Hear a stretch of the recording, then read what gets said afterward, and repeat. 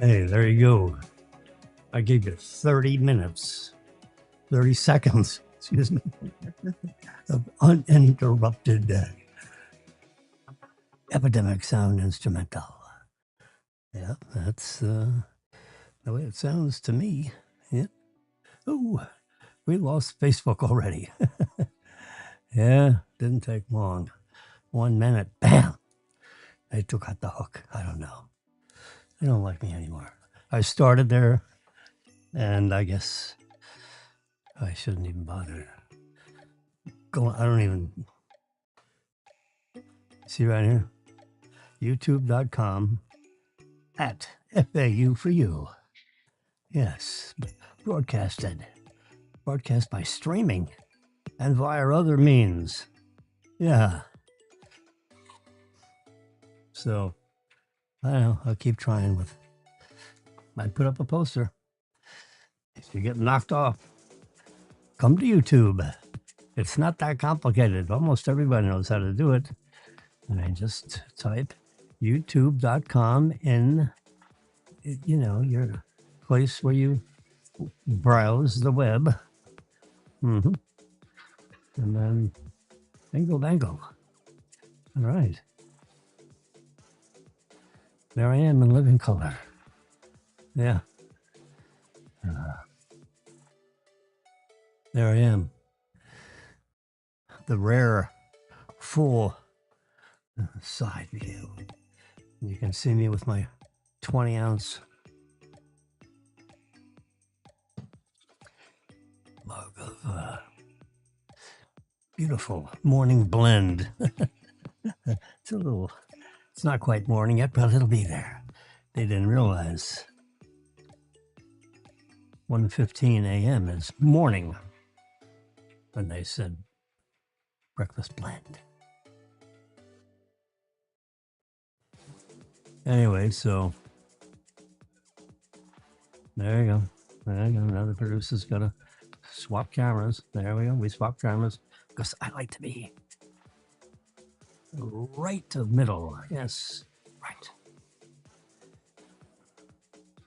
You notice in the very top corner right here, 3 minutes and 5 seconds. That is the elapsed time. We've been on the air for 3 minutes. The correct time is 10:12:52. Yeah, that is the correct time within about 50 milliseconds of the atomic clock, according to, Tim Cook and everybody that came out with the Apple Watch and said the Apple Watch knows what time it is. Well, I understood. My Apple Watch and my guy up there is counting seconds at the same beat as my watch is. And Apple guaranteed that you will know what time of day it is. You may not know anything else, but you'll know what the time of day is. Yeah. So the one thing we do, which you're familiar with, or both of you are familiar with, is, one of my guys in the building came to me and said, "Hey, doesn't your son have something to do with Lexus?" I said, "Oh, yeah. Yep, he's the sales manager. Certified master." Whatever that means. They take classes. They have to know their cars.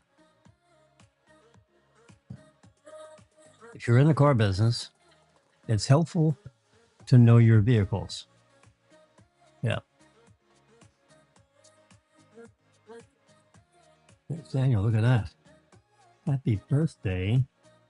But that was last year. We were at Capitol Grill. And I believe, yeah.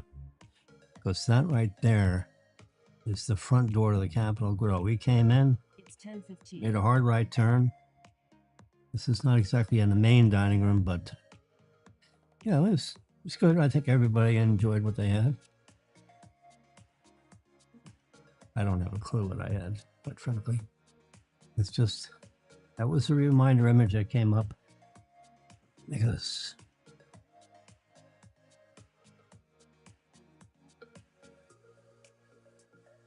that's our number 4 son. Yep.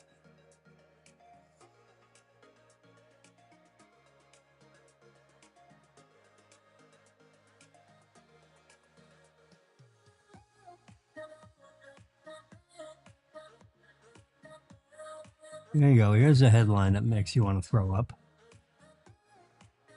New Jersey admits that it registered at least 6,600 non-citizens to vote. Oh, that's marvelous. Sure. Medicare, Medicaid, the best health care, they get ahead. You know, if they're in line in the hospital, they get served before American citizens get served.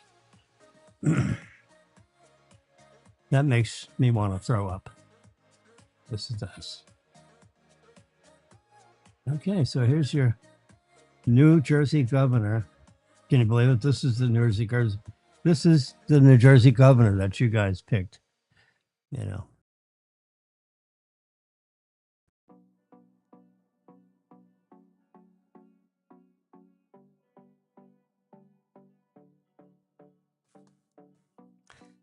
Yes, Mickey Sherrill admitted yesterday that the state registered at least, I mean, it could be 1,066,000. At least this is the smallest common denominator.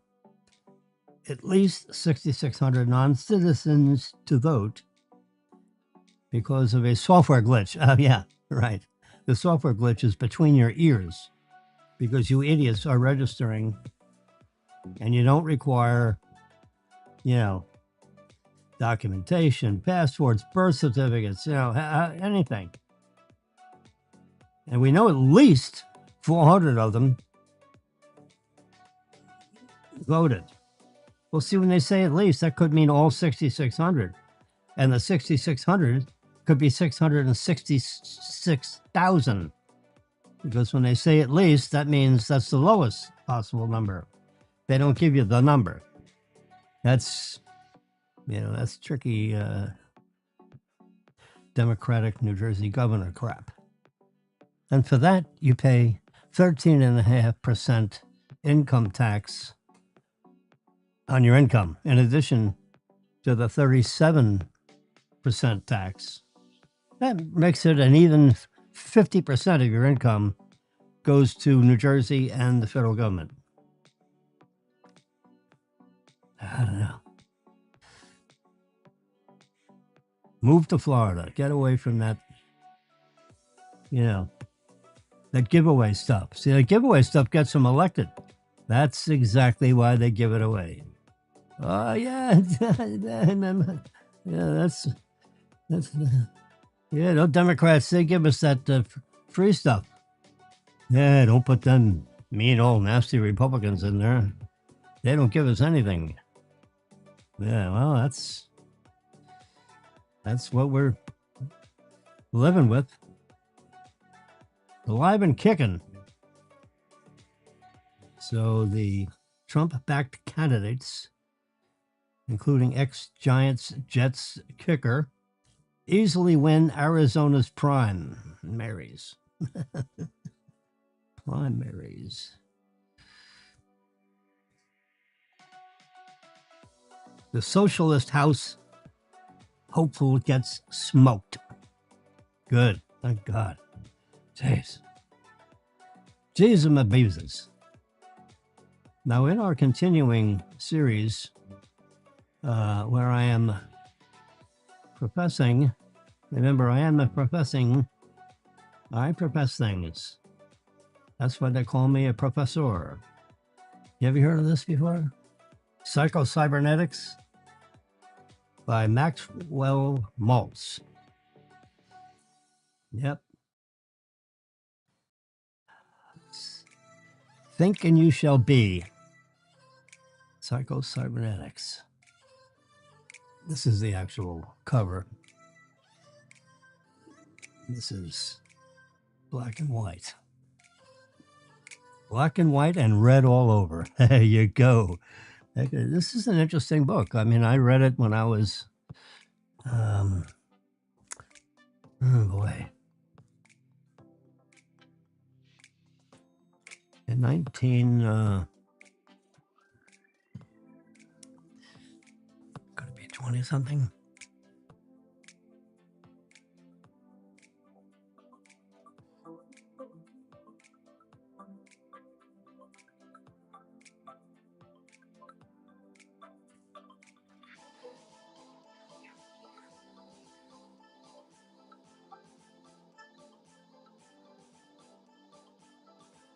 See, in the year 2000, we moved back to Boca Raton. So it's after we, let's see,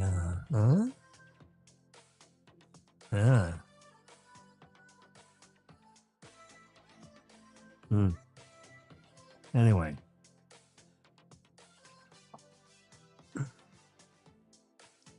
So in our continuing series of trying to thinking you shall be, why don't you think that you are an expert in Excel? Now, Excel is the Microsoft version of a spreadsheet. You know, I was brought up, I learned how to do Lotus.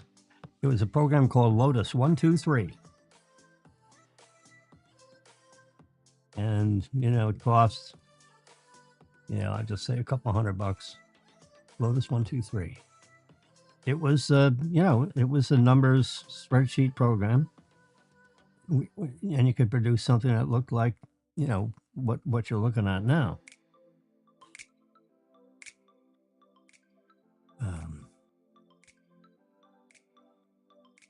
Got rows of numbers, columns. You got column headings. You can see right there. We're looking, but yeah, so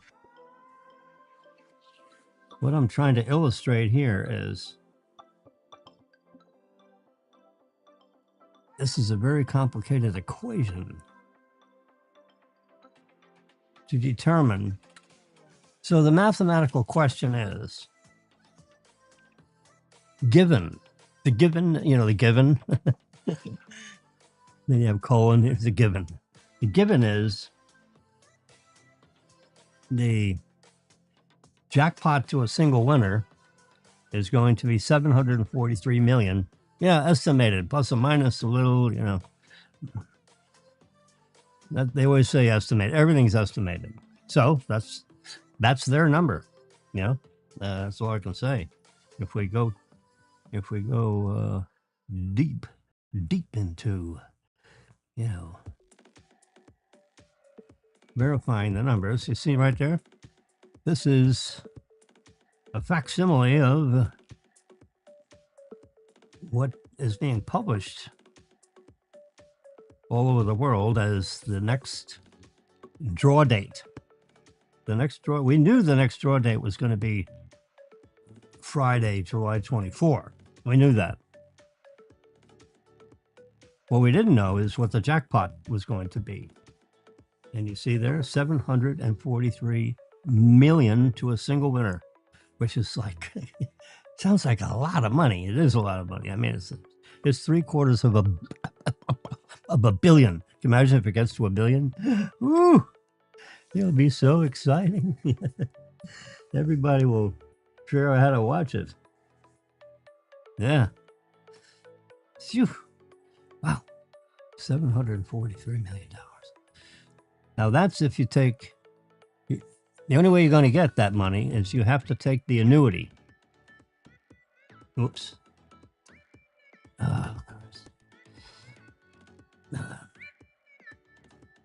There we go. So you have to take the 30-year annuity. It's not 30 years. It's actually 29 years and a day. Because day one in this scenario. I guess we'll get this scenario.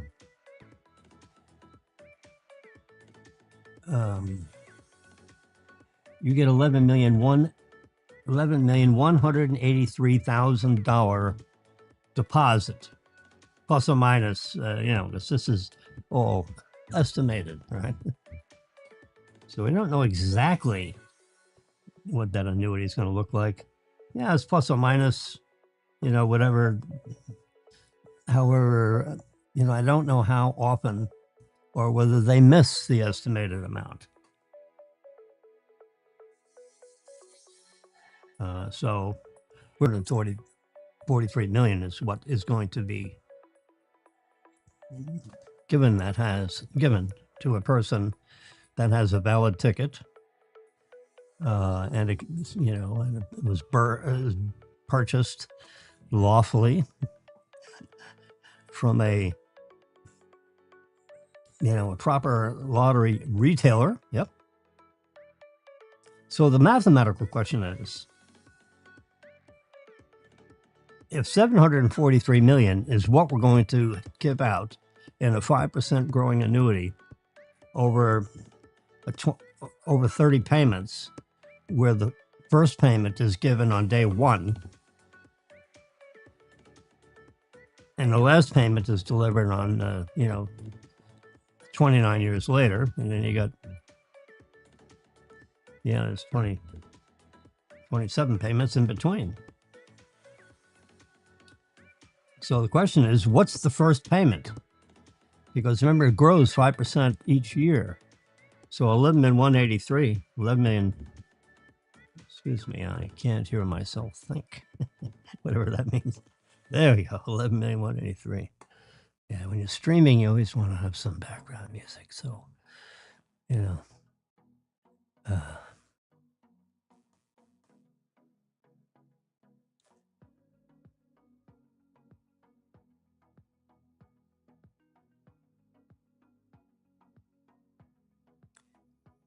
oh God, I'm doomed forever. Okay, so here you go. See, here's payments 1, 2, 3, and the second payment grows by 5% over the first payment, and the next payment grows by 5% more than the payment before. Right? You keep on going. There's the 30th payment. 46 million. The 29th payment, 43 million 8. I mean, they got to be big, but that's the magic of compounding 5% interest. Yeah, it turns out it ends up more than 400% greater than the first payment, or about 400%. And then, and then proportionally, as it grows, because you can see 36 and then 37, 8, and then, it grows by 5%. You can do the math. I did the math. The spreadsheet did the math for us. That's the magic of spreadsheeting, is that you create. So now we have to figure out if it's going to be a 5% growing annuity, which I explained what that means. And we know we start off with 743 million. What's that first payment? How does one calculate what that first payment would be? I mean, like trial and error, that could take the end of time, because, you'd have to put a number in there, and then you go all the way back to that, and it has, what's happening. So here is the formula. I'm going to give you the formula. It took me 2 weeks to get the stupid formula in my brain. There it is. I'm trying to bring it into the middle of the screen. Yeah. So I did where did I do the arrows and stuff? Here it is. There you go. So we touch this one.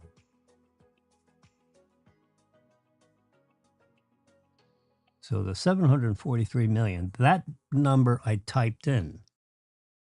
That's the only number I actually type in. Everything else is formula driven.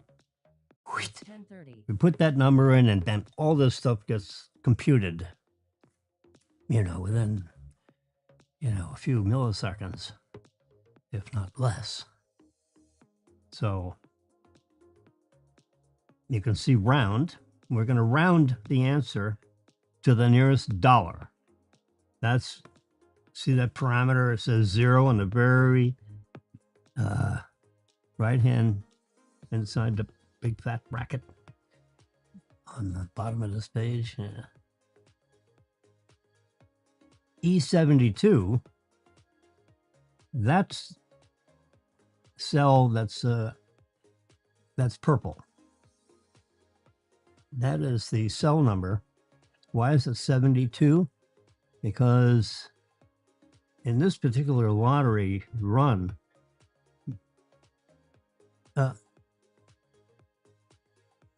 they picked balls 36 times. In other words, they had 36 unique drawings of the machine on the left and the machine on the right, the Mega Machine ball, and they got 70 balls and they all rotate around and it comes up with this, Anyway, on 36 prior attempts, it's twice a week, so that's 18 weeks. 13 weeks is a quarter, so it's more than a quarter. That's 13. 18 weeks, yeah. Or 36 attempts, because it's twice a week. Tuesday, Friday, Tuesday, Friday, Tuesday, Friday.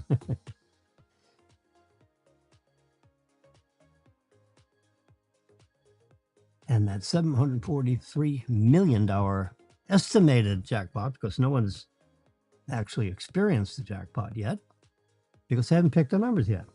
That'll happen on the 24th, which is Friday. This is Wednesday, 10:32 p.m.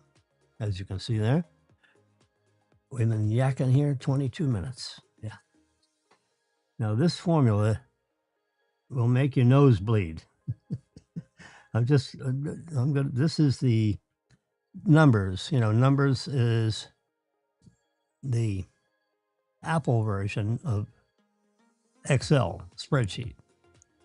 So it had a bunch of programmers that put together a spreadsheet program that looks and smells exactly like Excel, but it's not exactly like. It has its own unique, and I can't actually delineate for you what the differences are, but there are differences, because when I started using it, because I'm a real, because I came up with Lotus 1, 2, 3, and then they had a more, it had all kinds of new added features. They called it Symphony, and then I don't know what happened to, I don't know what happened to Symphony, whether that's what Microsoft bought Symphony or Lotus 1, 2, 3, and then put their own magic to it to create the Excel spreadsheet. I have a feeling that Lotus 1, 2, 3 was purchased by somebody. It just didn't fade away, I wouldn't think. It was outstanding. I mean, it basically, as running part of a business, as I did,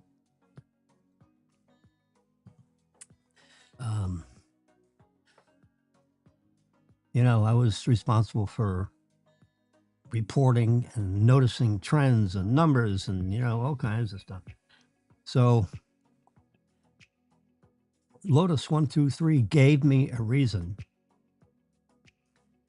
The software gave me a reason to buy an IBM PC, an IBM personal computer. So the company bought an IBM personal computer. It cost a couple $1,000, my guess. Then they came out with the PC 8. Anyway, so the PC, the IBM PC, coupled with a good printer and software, like, Lotus 1, 2, 3. I mean, Lotus 1, 2, 3 basically made it possible for the regular schmuck in an office, some kind of a finance guy, um, could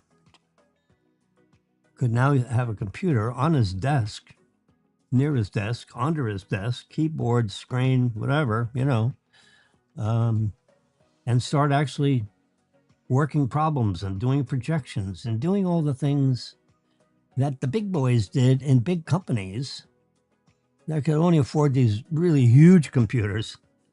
And they had software so that, similarly ranking people like myself would have access to that computer and could do projections and all this stuff. But now, with Microsoft, IBM, Microsoft DOS, disk operating system, which is far superior to whatever IBM had come up with, I believe. Then they called it MS-DOS.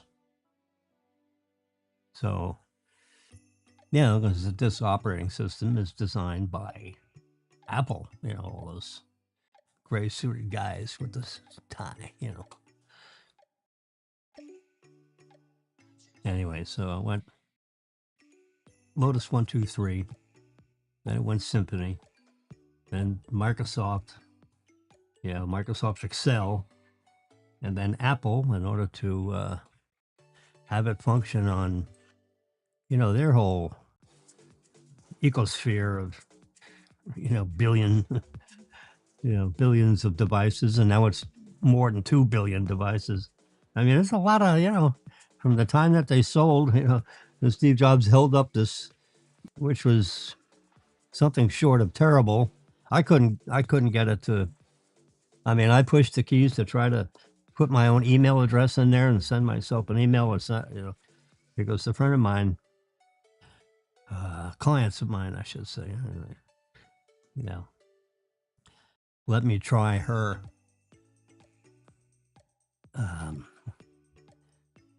she got one of the very first Apple iPhones. Yeah. The marriage of their music pods, the internet, your ability to get email, all these things came together in one device. So you could get your mail and look at it and thing. You could work apps on it, calculate things. You can look things up. And you can talk on the phone and you can listen to your music. All that on one device that you can put in your pocket. Yep, that was the first iPhone.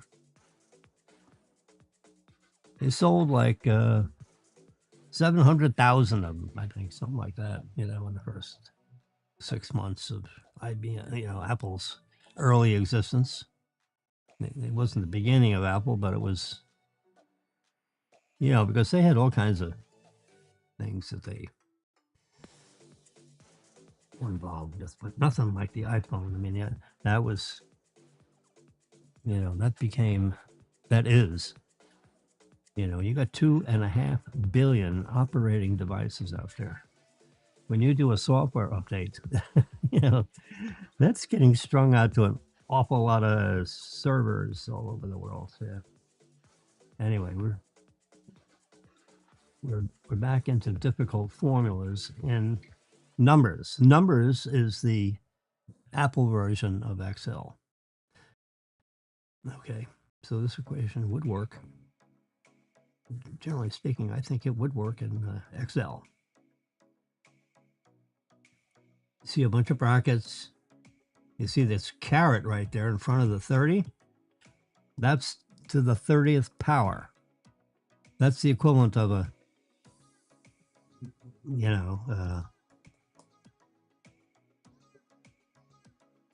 so you got 1 plus 0.05 to the 30th power minus 1.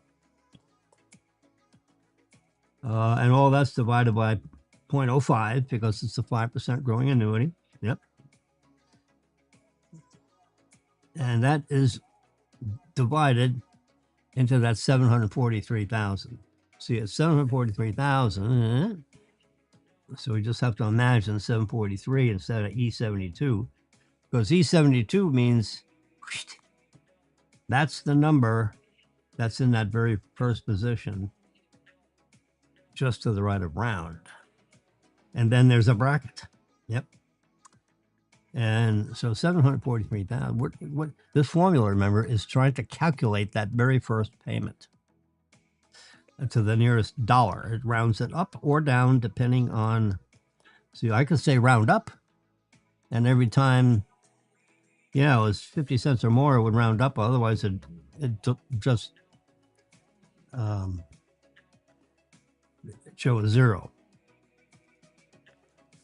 So when you say round, it'll round up or down, depending on whether it's, you know, closer to, you know, it's at 51 cents, it rounds up.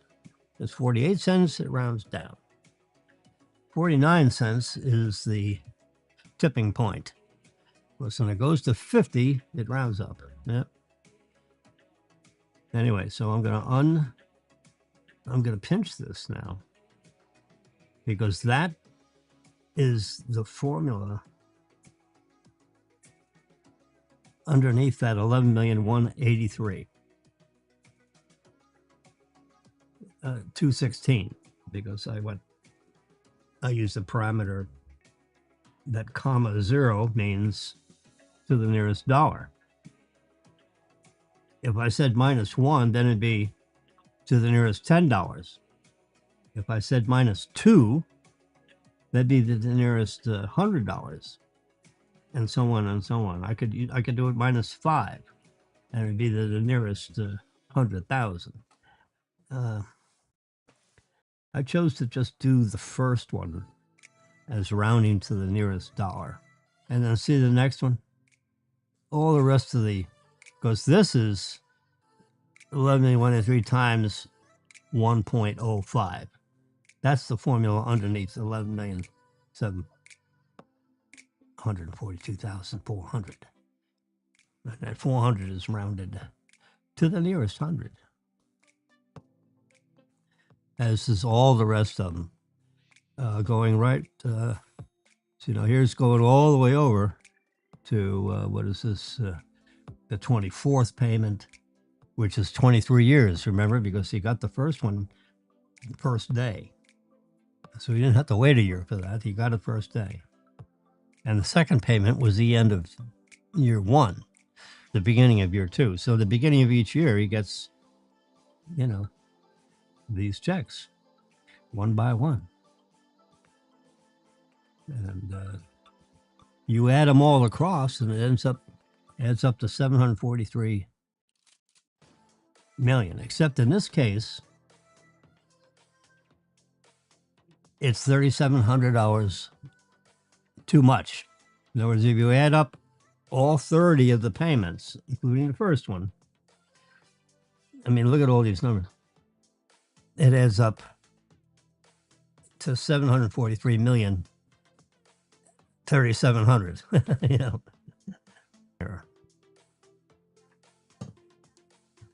50 is bigger than 49, so most times it's going to come out where we would have overpaid. If I was a lottery official, which I'm not, by the way, be certain. Yeah, be certain. As a matter of fact, I'm going to be so bold as to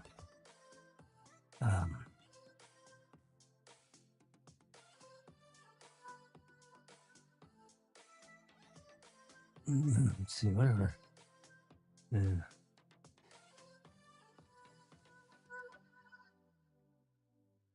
going to go down here to podcast. And I just want to show you. So this is what I put up on. I put this placard up on Facebook just before I went live, about 5 or 8 minutes beforehand. Yeah.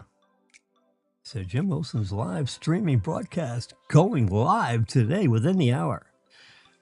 I typed a message, said really quickly, you know, like in the next 5 or 6 minutes. So strap yourself in, get your popcorn.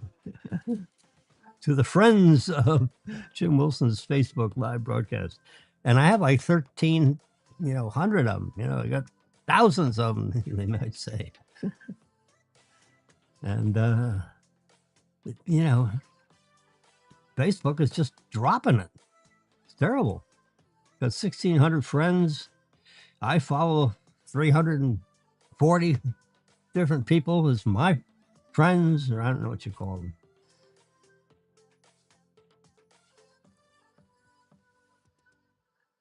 But for some reason or other, Facebook changed their, I don't know what. And they just, I actually cut my teeth in Facebook, and now they don't want to hear from me. So, hold on. YouTube. We've had over 50,000 people look at my YouTube postings that have the handle FAU4U. So, how did I come up with that? Because I am actually today, I believe, I haven't gotten a letter to the contrary, that I am adjunct faculty at the Augusta University. Adjunct faculty. I got a letter in my Funkin' Wagnalls here dated in 2003, October. We are pleased to announce by unanimous decision that you're going to be, what the heck? Thank you very much. So I taught, it was an interesting class in digital editing, the science itself, how the digital camera works, how I use it. I brought in my professional camera so people can actually see it.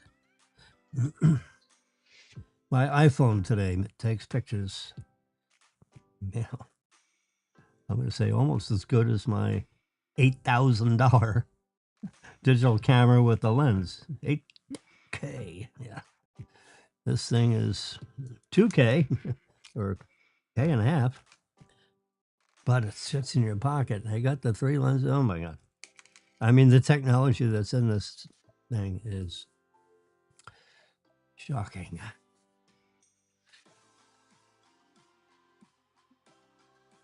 Excuse me while I have a sip of my. It is now at about 142 degrees, which I can sip it. I sip it through a straw because, to lift it up, and you got to turn a couple of way this way. Yeah, so this way I can not spill the coffee all over my keyboard. Sorry for the boom. So I put this up saying, hey, if you get dropped off, go here. And you can type in, or you can just click on that right there. It'll take you right to what we're talking about. And then you can just, put today's date in or whatever, and it'll get you right there. The next thing I'm going to have to show you is disclaimers and disclosures. Yep. Because even though we're tracking, I had to track something, right? And you have to have numbers, and then you do calculations. I'm trying to demonstrate a bunch of different things at the same time. So I figured, so in December, I came up with this idea of let's just try, a big, I think a large Mega Millions winner happened. I think it's like over $1 billion one. So there's a lot of attention on the Mega Millions. So yeah, that's all. Because when it gets up to $1.2 million, $1.3 million, it's like you're getting into some of the largest lotteries ever in the history. Ever is a long time. And to win a $750,000, which is half, that's a half price sale. I mean, my God, you get these, it's like an unimaginable amount of money, that anyone, I've been in the banking business, for life actually, concurrent with my professional photography stuff, which Marilyn and I did on the weekends. There's number one digital photographer extraordinaire. Anyway, number 3 says, do not wager money on lotteries. Just don't do it. Why? Because it's a 200 million to 1 chance you will not win. So they call it winning odds. I call it losing odds. You know, when it's 290 million to 1, that means it's 290 million chances that you will not win. In this case, there was no winner, you know. So people, you know, bought their $5 ticket and they got, you know, bubkas back, and there was no winner. Because if you have to get all 6, you have to go get all 6 of them in the right, and the Mega Millions has to be, you know, yeah, it's it's the way it goes in Hollywood. Yeah.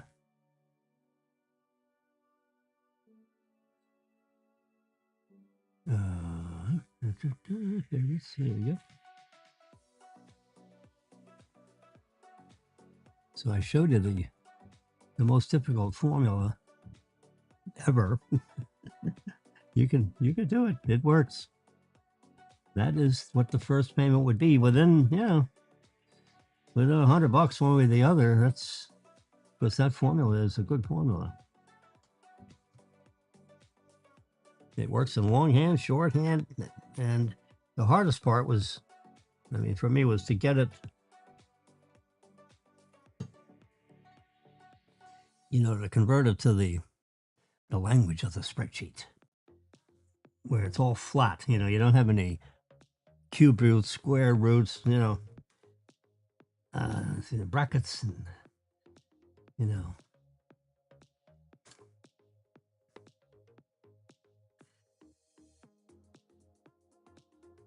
That caret there, you know, that's, yeah. I need to dig out that formula so you can see what it looks like in longhand. But it produces this value right here. And I'll bet you to, you know, within $1,000 that's those first 4 digits, like 11 million, 1, 8, you know, it could be 3, 2, you know, it could be 4. Now, I bet it's a lot closer than that, but I'm just saying that's, it's 11 million, you know, plus or minus, you know, what's 180,000 among friends, you know, what the hell. And then a year so you get that day 1. Now day 1 is 15 days from the draw date, which was yesterday. So it'd be 2 weeks from today, because we've already gone by 1 day from the draw date. The draw date was July 20. Oops. It's right there, July 21. Which is yesterday. This is July 22, Tuesday. It's not that complicated. No. Let me, let's expand this a little bit so we can. Now you can see exactly what I see. So now it's rolled over to the 24th. Start all over again. They got the machines with 70 balls over here bouncing around. One machine over there, one machine over here. And to be the winner, you got to get all these numbers.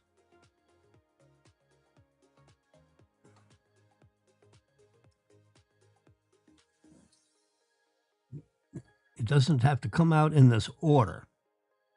In other words, the balls may have come out in a different sequence.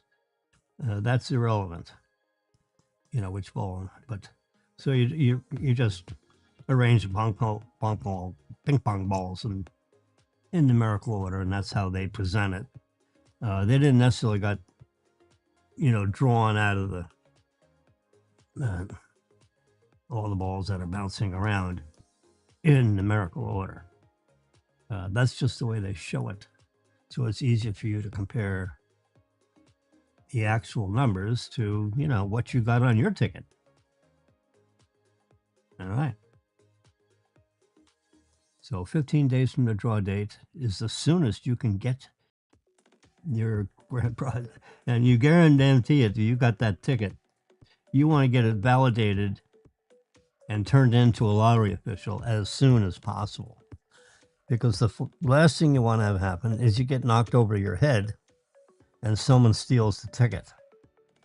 Because in the world of lottery tickets, possession is 99.9% of the law. If someone else presents your ticket, no one knows it's your ticket. Yeah.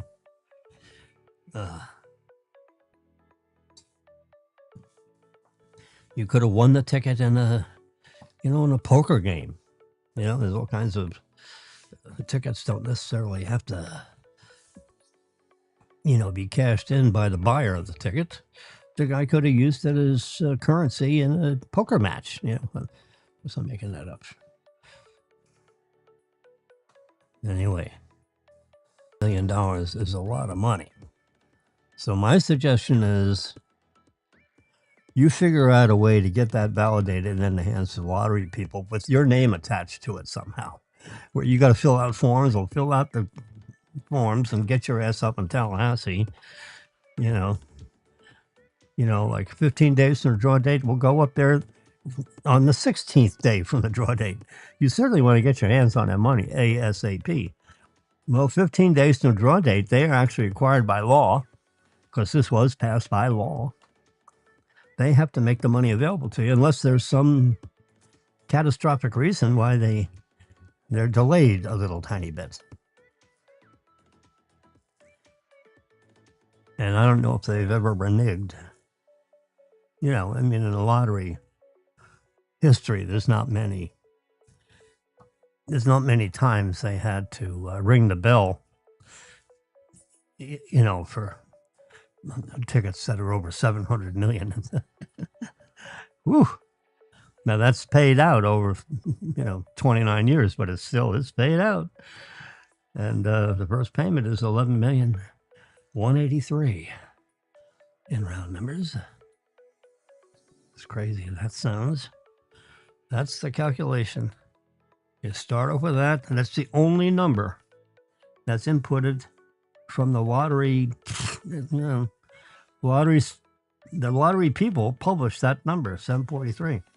So I had to type that in my spreadsheet. It didn't automatically just go get it. I imagine there's a way that could happen, but I'm not gonna, it's not like, break my fingers to type in the estimated jackpot. So all these above, that are grayed out, so to speak, those are prior offers, So on July 21, the lottery rollover amount was 707 million. On the July 17th, the Friday before that, it was 672. And the Tuesday before that, it was 637.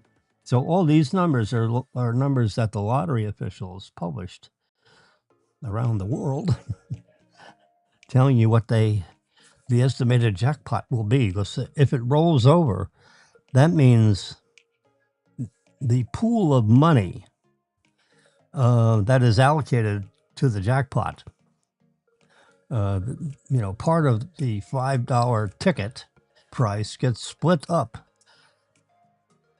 into various different things. Like part of it goes to the education fund, part of it goes into lottery operations. Because you got people that are, that work at midnight trying to crank out, searching all the computer stations to see, if there was a real actual winner. And it took them, a couple of hours to determine that there wasn't a winner. No. I don't know whether they just push a button and then there's a big search that goes through all the tickets that were printed and it matches it up against, these 6 balls. and there was no match. So that's why they rolled it over to the 24th, which is Friday at 11 p.m.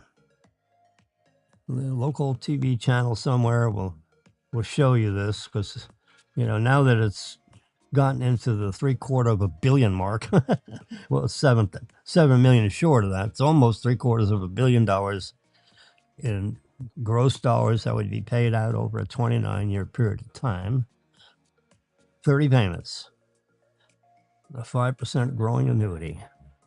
So 29 years from now, you pick up the last check, which I showed you as a over $40 million check. So that's the miracle of compounding, because you take 5%, and then the next year it's a 5%, it's 105% of the 105%. And that keeps, that's the only addition. There's no other addition to it. You have to calculate that first payment. And then each subsequent annual payments is 105% of the previous payment. And you can see I had to carefully, so as part of this exercise, my faculty department head said, I want to see the Mega Millions lottery, from whatever the first date was of this, 36 weeks ago. I want you to show me each draw. I want you to show me each of these first payments, and I want a statistical, I want you to print it out on paper, and I want to see what it looks like. I want to see it online. Yeah.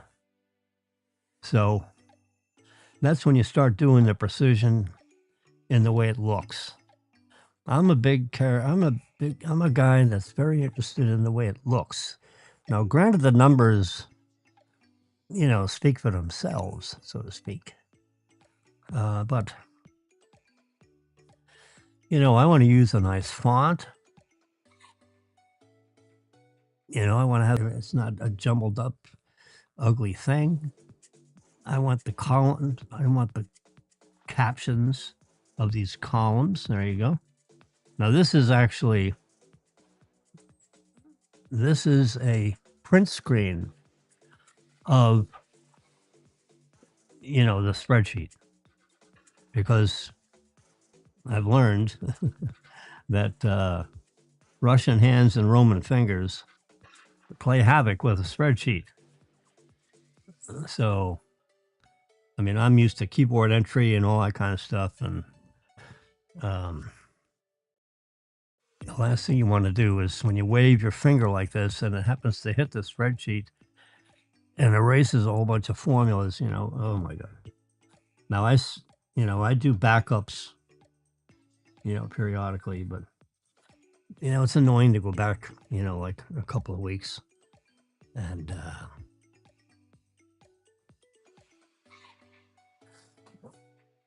so anyway, so you can see the column captions are important.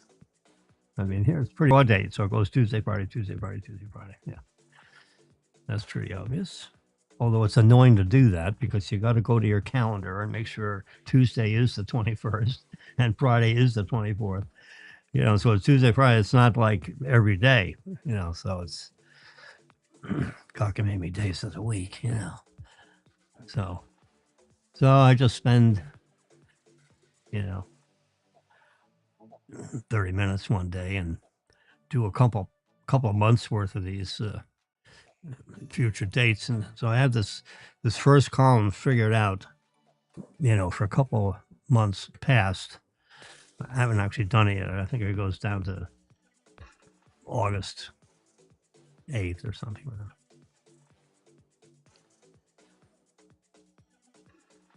Anyway, so if you're going to take the annuity or the jackpot, you cannot show up. You can show up before 15 days from the draw date, but you're not going to get any money until 15 days from the draw date.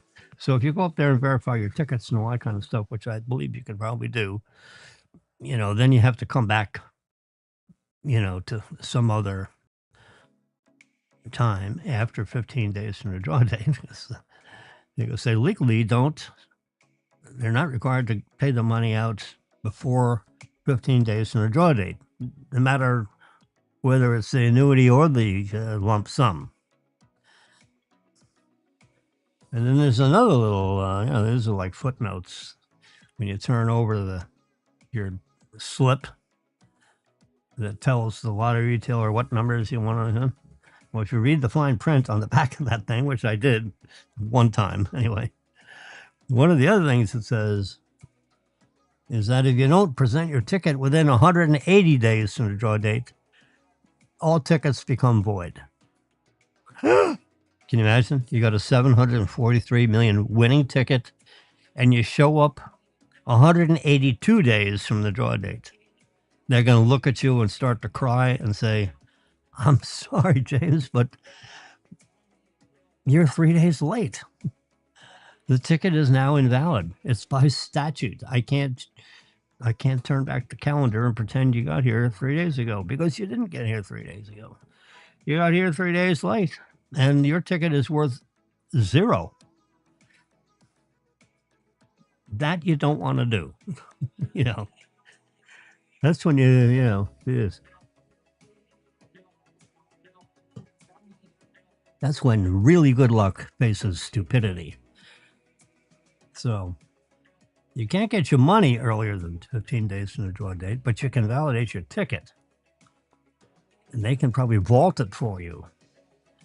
And, I don't know. I would want to make absolutely goddamn sure, pardon the expression, that when you release the ticket, you're going to get money. And it's like, yeah, no, I'm not going to, we're not going to.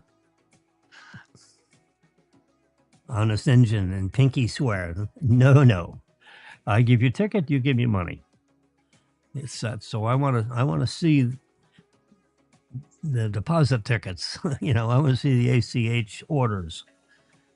And I give you the ticket, and you're going to press the ACH order. So what is ACH? Automatic Clearinghouse. That's how they give you the money. They can produce a cashier's check, but they'd rather not. They'd rather do a deposit right into your bank account. Bam! They put it in, and tomorrow you have full access to the money. You don't have to cash a check. You don't do anything. By 9 a.m., by the time you drive home and, have a couple of cocktails celebrating your situation, I would suggest, if there's any publicity around your face, name, or anything,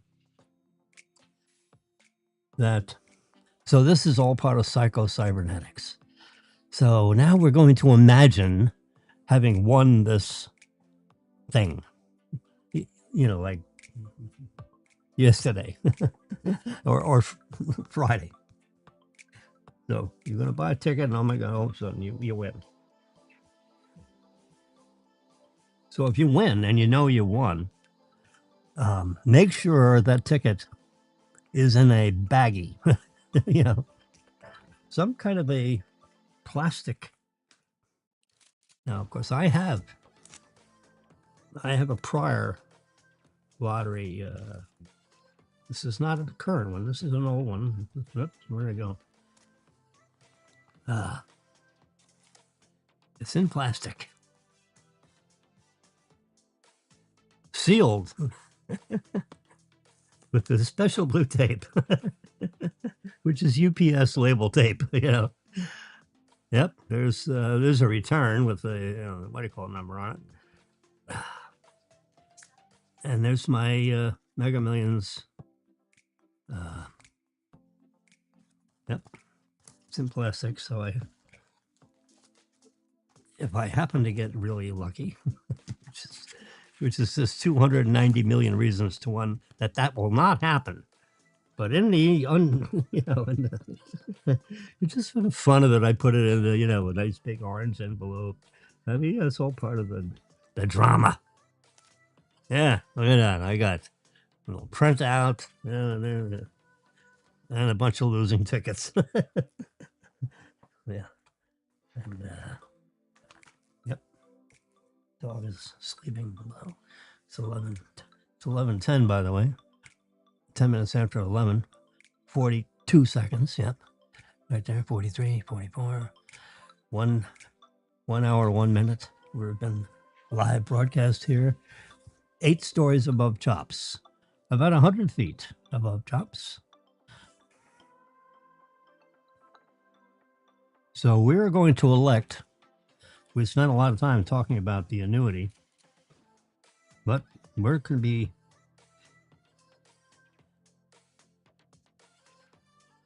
Yeah, we're going for the lump sum. So how's that work? Well, I'm going to show you. So we're going to. I'm doing the old reverse pinch. So we don't want to look at the 11 million thing. We, you know, that 11 million is not. That's not enough money. We need. We're going to go for the big check.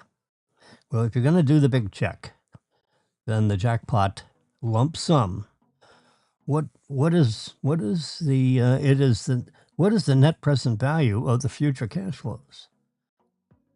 Now the future is quick in one sense because that 11 million check you get right away. So there's not a lot of time, you know, as far as the future cash flows. The future in that case is, you know, 15 minutes. But the next one is 15 minutes plus a year. And the next one is, you know, 15 minutes plus 2 years. So it's 29 years essentially and 30 payments. The first payment you get day one. The last payment you get 29 years and 1 day. That gives you the 30th payment because you got the first one on day one. Yeah. So you notice the first labeled column, if you would, these are columns, right, is the lottery draw date. So we've seen that. Friday, July 24th. So Tuesday, Friday. See, and Tuesday and Friday are capitalized. I mean, I try to have the similar, the way it looks all the way down. Friday in 2026, and it's going to be July 10th. Yeah, the draw date. And then I have that in order of year, month, day. Yeah. Every one of them is year, month, day, all the way down. So you have to have a calendar over in this hand and your keyboard over here on this hand, so you know, you can look down the Tuesday, Friday. You know, you going through your calendar. So these the column captions are important. Jackpot to a single winner. Now I don't put to a single winner. I just put jackpot single winner. You should be able to figure out to a single winner. Now, if it was multiple winners, you know, you just divide it by, if there were 2 winners, the unlikely event, but if it happened, then 743 would be split in half.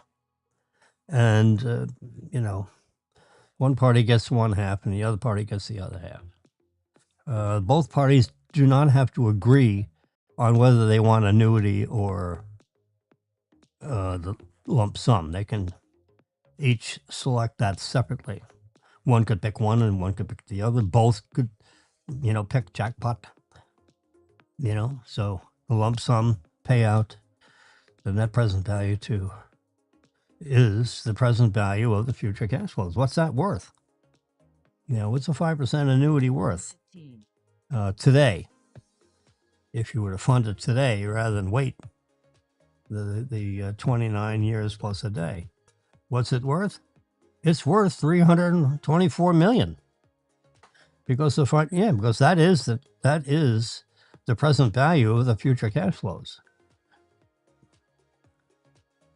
by formula. Yeah, I didn't type that in. And I cheated a little bit on that because I don't know what formula the lottery people use for that. Because part of the value of that number is a bidding process. Where major financial institutions around the globe, when it's determined that someone won, so these lottery people, they do things. And one of the first things they do is they look at the replies from, there's a thing that an institution will put out there. It's called an RFP, request for proposal, RFP.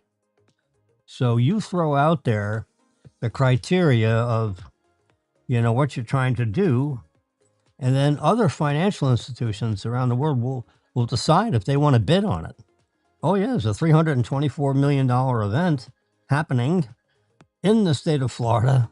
And this is psycho-cybernetics. We're just imagining all the details. Everything that surrounds the winning is not just, the grins and the pictures of, the happy couple that just won $750 million in potential annuity, or the net present value of the future cash flows, which is NPV. People that have taken statistics and mathematics courses have heard of NPV, net present value. What is the net present value of the future cash flows?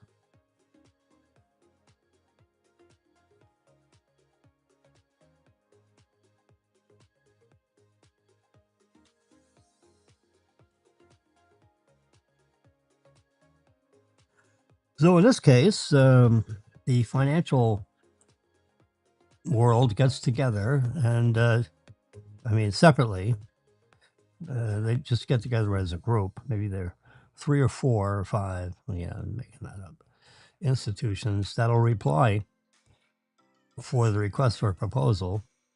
And their bids are going to come in, somewhat under the actual net present value of the future cash flows. Why is that? Because,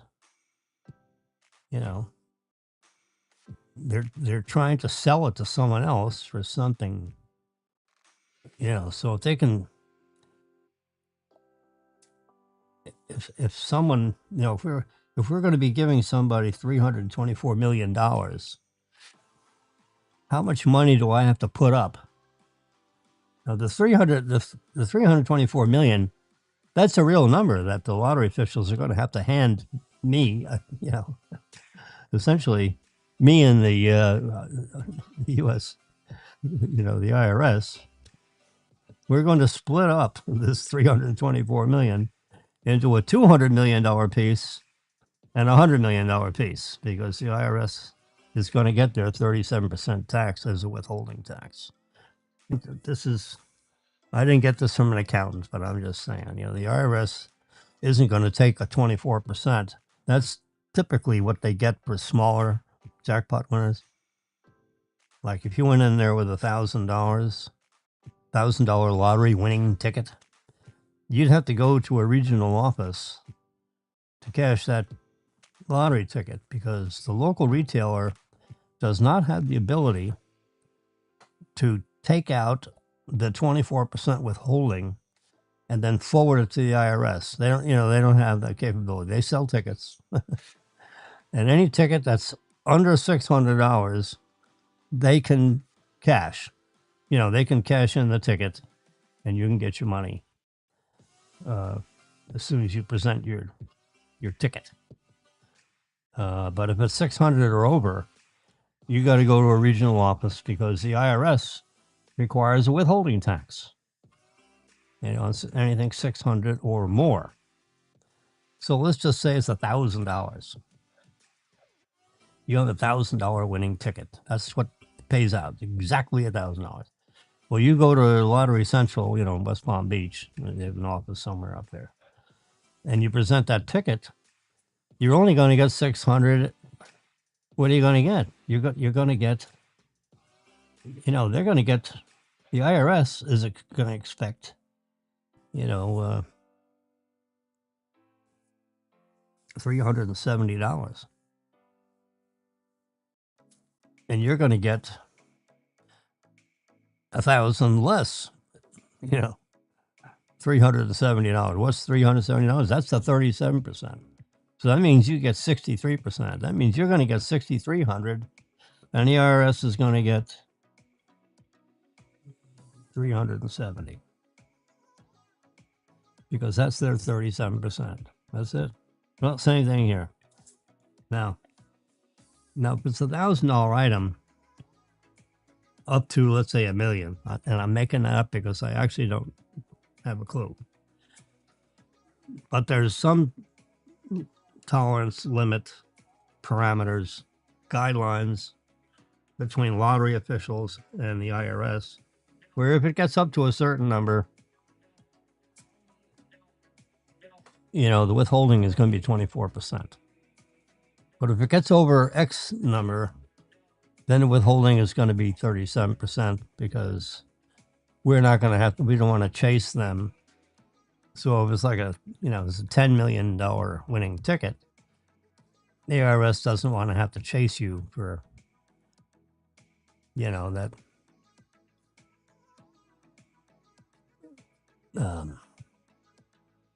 300, you know, and 70, you know, $1,000 contribution.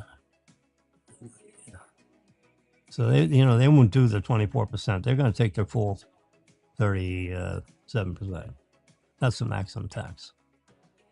And likewise, with a big jump, a huge jackpot like this, I don't actually show what the tax would be. But the net after the Fed taxes of 37% is 204. So now you got to show 324 million on your tax return. Can you believe it? That would be a TurboTax, you know, gone crazy. And the 204 million, that's what you actually get. That's what a TD Bank, you know, you call your, taking the cybernetics, you know, to the nth degree, you have to call your TD banker, assuming you have an account at TD Bank, and say, "Oh, by the way, you know, I won a large sum of money, and I'm going to make a $200 million deposit in your bank tomorrow. So you need to prepare yourself accordingly. So call whoever the hell you need to call, because, you know, my bank account number, which is attached to the routing and transit number, you know, 14822. So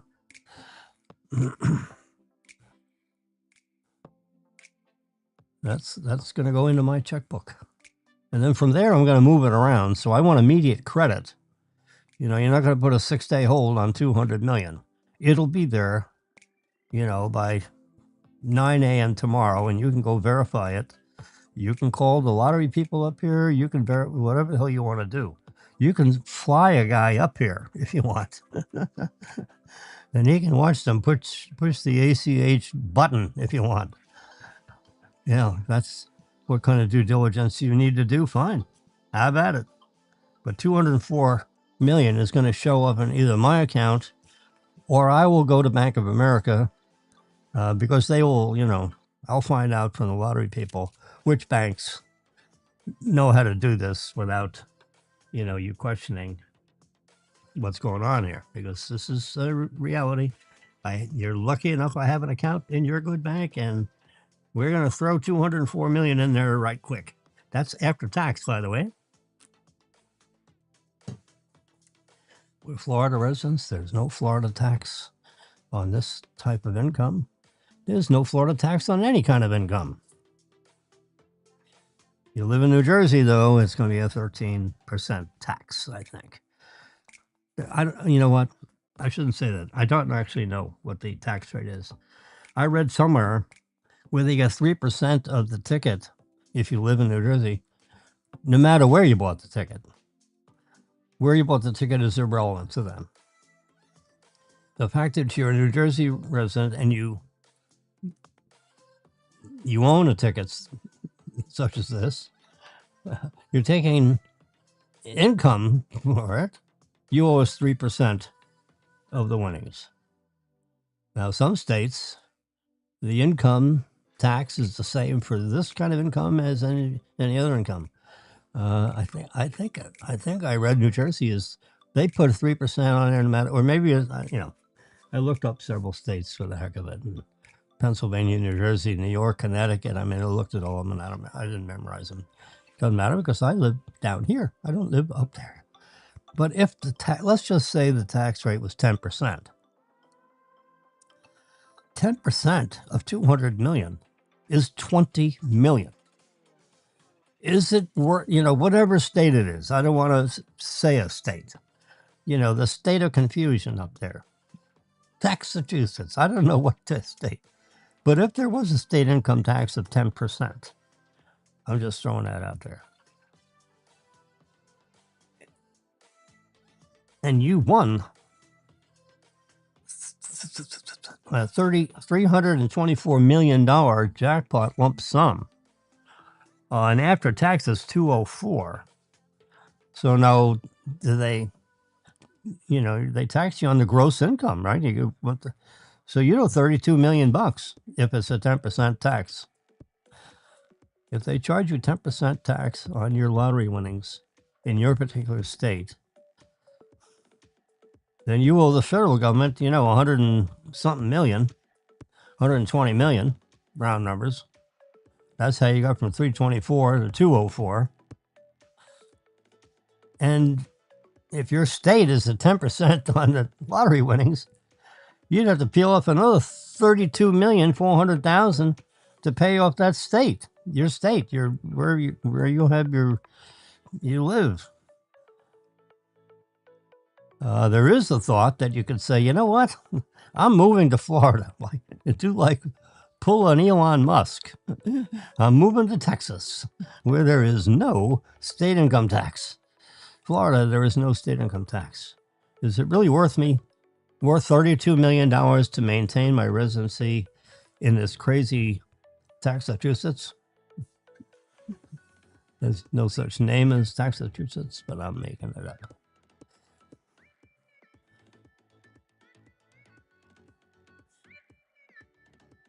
So that's the $30 million Q&A. If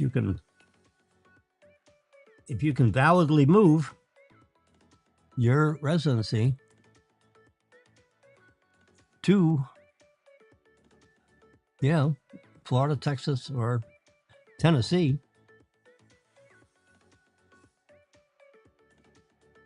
you save yourself state income tax. You got to pay the Fed tax, so you're going to get 204 in your checkbook. The question is, how much of that do you keep? Or do you have to peel off another 30 million, or, pretty soon it ends up to serious money. When you're just making a wage, you pay your taxes. But when a significant event like this happens, then you come up with a choice. You have to get a hold of a lawyer, your friendly lawyer, your house, your general practitioner lawyer. And then you bring in specialists because, after all, we are talking a couple $100 million here, so you can afford some fees. And you get some opinions, Can I move to Florida? Can I move to any one of these states soon to avoid this $30 million tax, or I got to peel off $30 million off this 204? Or is it too late for that? How does, so they go through and they read the statute and they figure out, what, it's not necessarily a loophole. It's a matter of if you're not living in the state, the definition in Florida of living is half a year plus a day. So, 181 days. Let's just say 185 days. Make it sure, round up, You live 100, wait a minute, 185 days in the state of Florida, and you do that, it doesn't have to be continuously. You can be here, you can be there. You go back and forth to Massachusetts to Florida.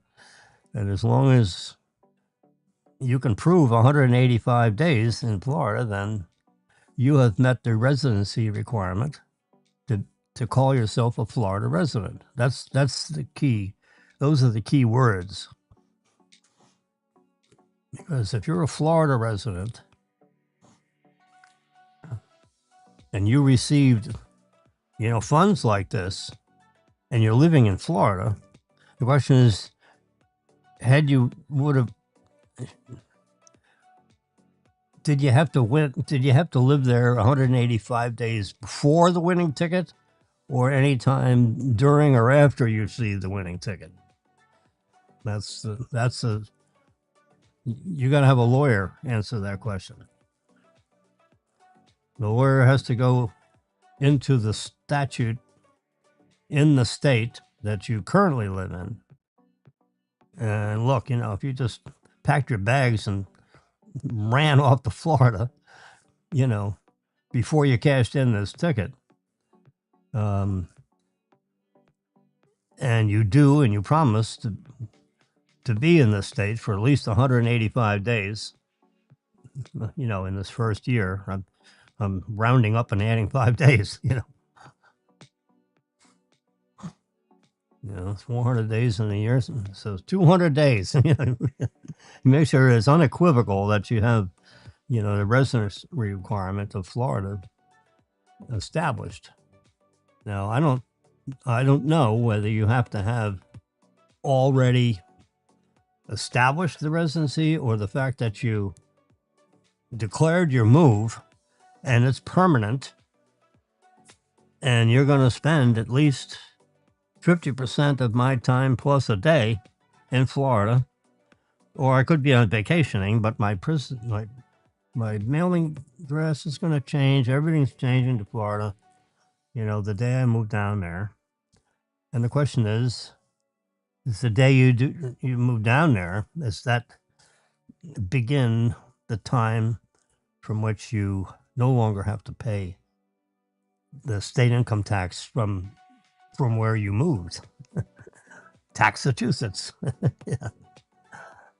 Yeah. Or do you have to have spent 185 days before you won the ticket,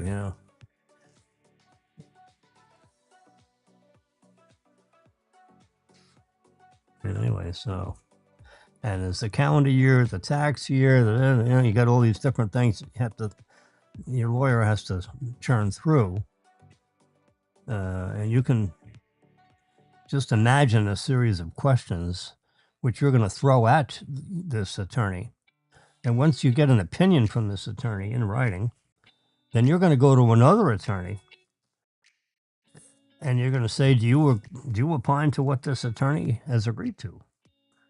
Is he correct? Research the entire topic, and I want your opinion letter on the validity of when you have to start establishing your residency, and what would that be, and how many days would that be, and leap years, non-leap years.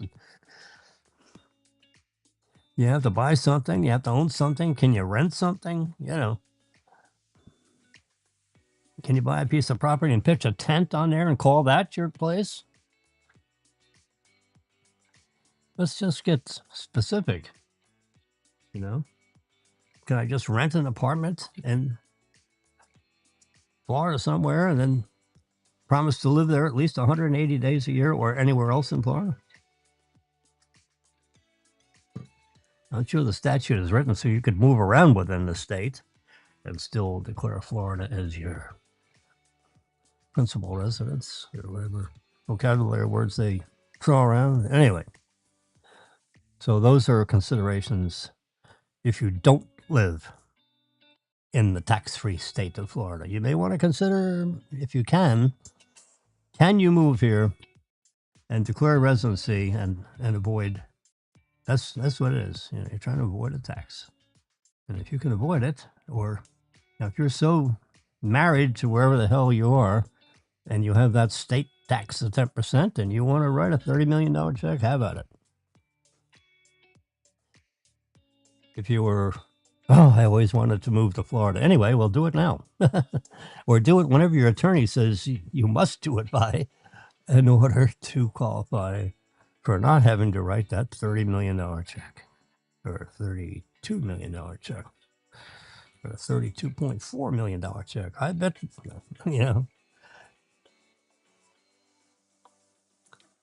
my guess is that jackpot, that net present value, that's good within $1 million up or down. I think the first 3 digits of that number are pretty good. Now it's rounded to the nearest 100,000, so it goes up and down. The net present value is something that is what is the value of the future cash flows? Well, the values is what someone else decides it's worth. So it's not only a numerical thing, but it's what other people think the present value of that future cash flow is, what it's worth in today's interest scenario, and and so forth, geopolitical, all this crap. Anyway, I've done some very preliminary estimation. We're estimating the estimations. The estimation. Oh my God! You see that right there? 43.65. My guess is that the net present value of the future cash flows of a $743 million lottery annuity is worth about 43.65% of the jackpot amount. And I just plucked a few of these Florida lotteries and just added them up and divided by whatever, and it came up with an average of that. And they say it's between 45 and 55%. So what is the range of values? How is that determined? Well, it's determined by what someone's willing to pay. What is someone willing to pay? We're guessing that it's the net present value of the future cash flows is it's worth about $325 million. Now some institutions are going to come in there $324 million eight. They're going to come up with different numbers and discounts and all that, and they have to come up with a variety of figures because the state of Florida is going to review those numbers and see if there's a match between a particular reliable. They throw it out to 5 or 6 of the largest financial institutions in the country, and those 4 or 5 of 10, let's say throw it out to 10, and they get 6 people that respond to the RFP. The 4 don't want to do it for some reason. So whoever decides to respond to the RFP is going to come up with a value, because they're going to get this, not mine, because this is Fantasyland. This is just Jimmy, half-baked mathematician trying to calculate what would it be. So I just You know, we just threw out, we just, you know, looked up formulations and, you know, how do you determine what that first payment is? Yeah. And, yep, that's what we get.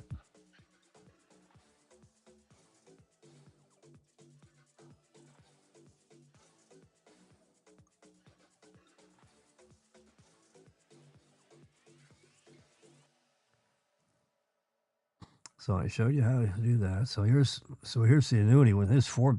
Oh, this is the end of the annuity. So you can see, you know, this would be if this was the official lottery pay schedule, which it's not, because I don't think they have the ability to round to the nearest $100, which I've done in each one of these columns. You see, it's 39,674,100, and then it's 41,752,300. You know, so I'm rounding up or down to the nearest 100, just so it's easier on your eyeballs. Because does it really matter that it's $923 instead of just $900? So, you know, so if it's 923, we round down to 900. If it's 987, we would go up, you know, to the next number. Anyway, when you do all that rounding just to keep it simple, stupid on the spreadsheet, in this case, we would have overpaid $3,700 rounded to the nearest $100 since everything else is rounded to the nearest $100. So if I was the, you know, the treasurer of the lottery, I'd say, well, if we were to pay the 46,031,900, we would have overpaid James $3,700. So just reduce this $46 million check by $3,700, and then the payout would be exactly $743 million. And we, you know, essentially get rid of that $3,700. We just take it out of his last check. You overpaid him a little bit across the way, you know, up and down and down and up, and by the time you get to the last payment, it's 37 over. If you go up here, you see where it's in red. That means we've underpaid $240. So how would we cure that in the world of this fantasy? We ought to call this Fantasy 5 instead of Mega Millions. Fantasy 6. So in that case, if I were the treasurer, which of course I'm not, in this fictitious land of fantasy land, since we would have underpaid $240, we would just add $240 to that last payment there. So that way he gets $604 million, because we know that's what the actual lottery was. See, 604 back on July 10th. Yeah. Now this 192,000, I used some different parameters. I think I rounded to the nearest 1,000 or 10,000 with the opening number, and that created errors that are too big, you know. And here, this one's off by $1 million. So I've decided, in my infinite wisdom, that for the first one is the most important one. We got to get that number as fine-tuned as possible, because since it's a 5% growing annuity, we want to get that first number right, or as close to right as it can be, because you keep multiplying that by 105% for the next one, and 105% of that one for the next one. And that 5% compounding adds up, you know, to a 400% error. So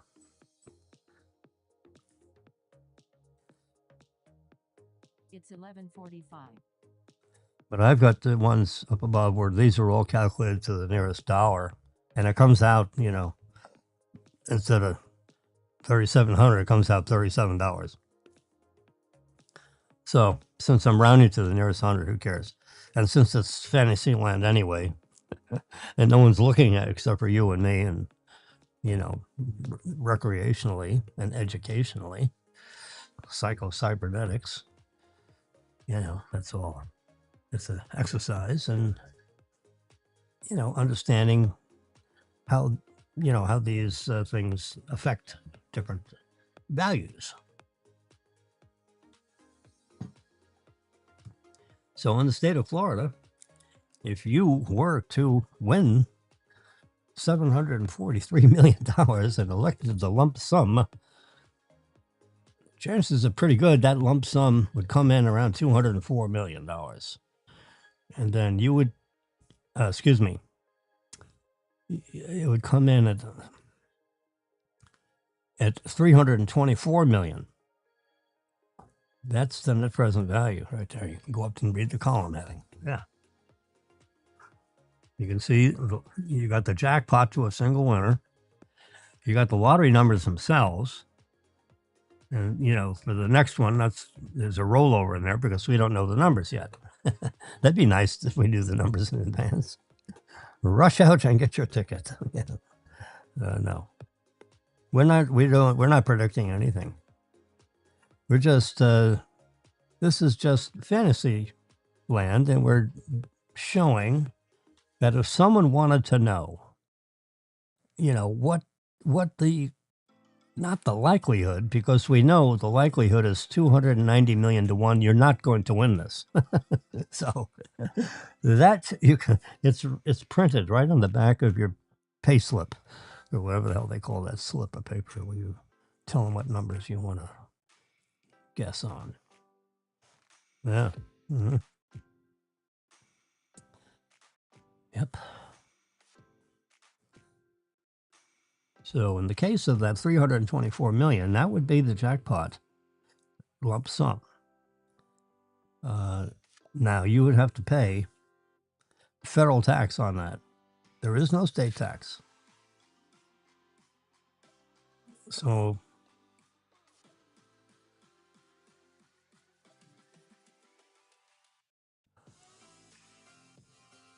pretty sure that's how they do it. And 324 million. Now Uncle Sam is going to get their hands on it, and they're going to take out 120 million because that's 37% of 324 million. Now the 63% of that 324 million is 204 million.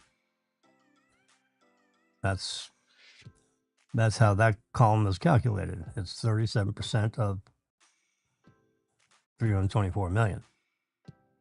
Because if 37% is the tax, then 63% has to be after tax amount.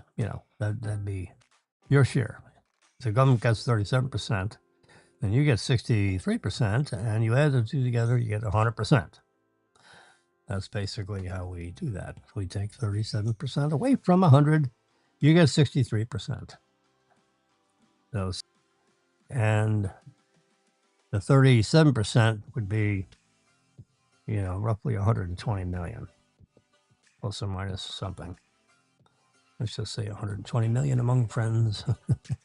You just subtract the two, 324 from 204.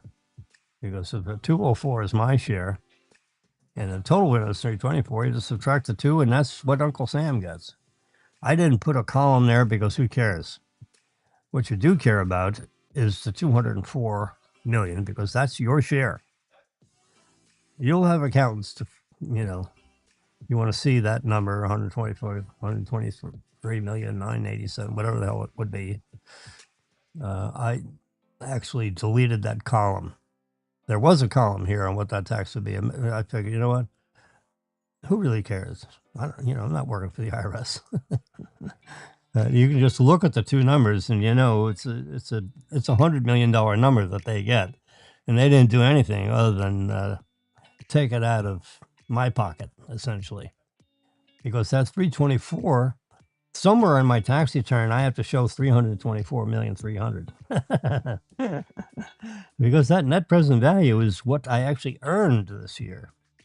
Now I had to pay federal tax, and I only ended up with 204 million. But you know, they got 120 million dollars in withholding tax that's on my account.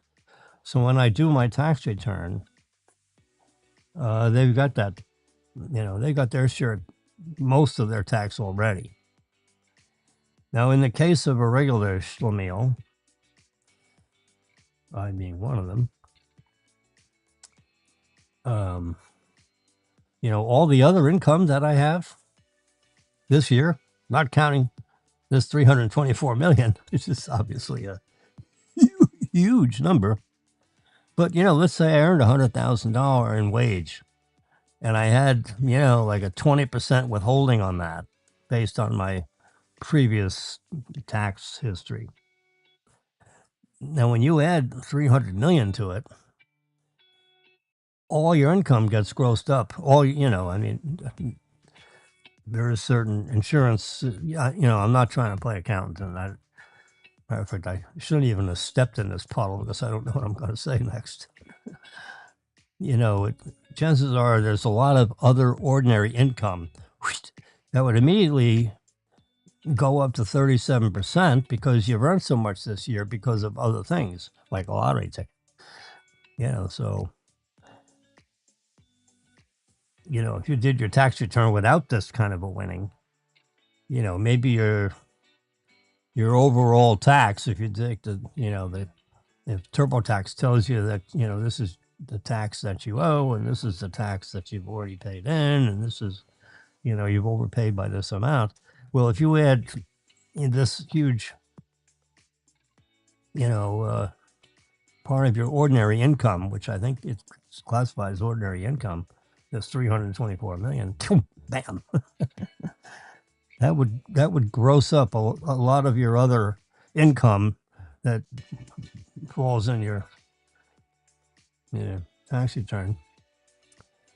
I'm going to take my TurboTax account and just put a number like that in there and see what the hell happens. You know, when you do your tax return on TurboTax, they ask you 1,000 questions.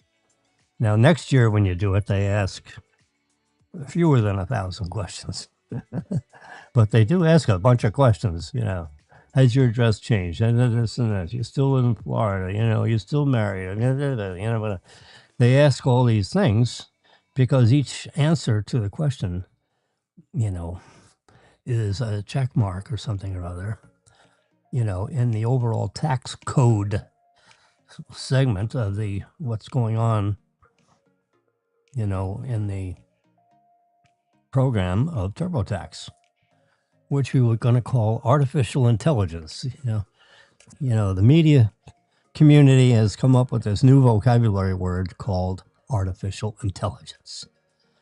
Well, if you did your taxes on TurboTax, that is artificial intelligence.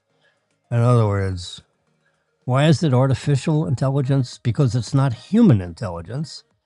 Because I'm the human being. There's not another human being in the room. I'm working with, you know, an iPad. And I do TurboTax, so I have basically a computer and an internet connection to TurboTax, you know, where if I have a question, I can throw out a question and it will go out over the internet and it'll be answered, you know, in the order in which it was received, as they say. Yeah, I mean, you ask questions, it'll give you answers. They're not. But anyway, that's so why it's artificial intelligence, because it's not a human being on the other end of the TurboTax that's asking the questions. It's a software package that's throwing a Q&A at you, and you answer the Q&A to the best of your ability, and that wiggles you through all the different parts of the tax code so that you will have a completed 1040 tax return.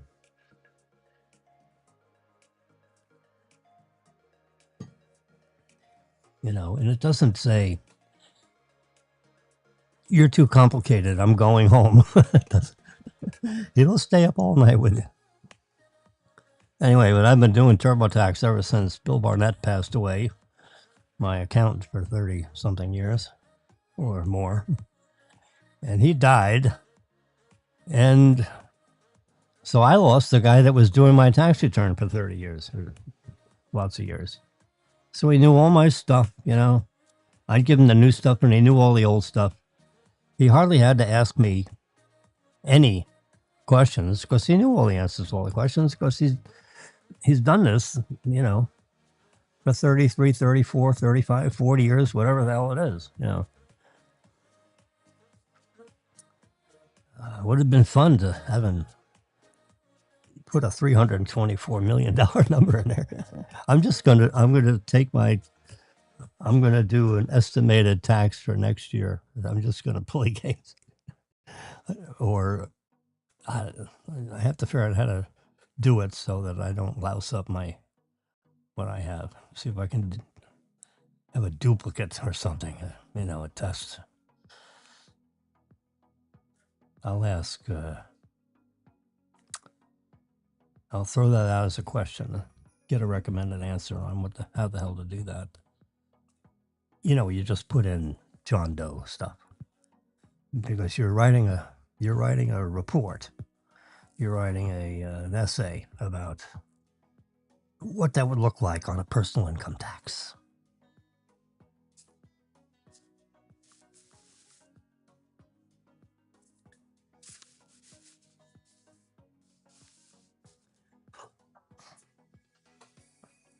There are only so many people that have won these large sums of money, so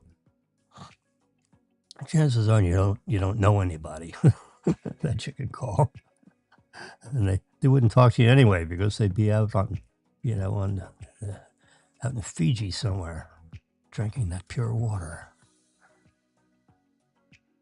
That's one thing when you get. So you know, you got all kinds of things you have to consider, and one of them is, if we're playing this game of I won $204 million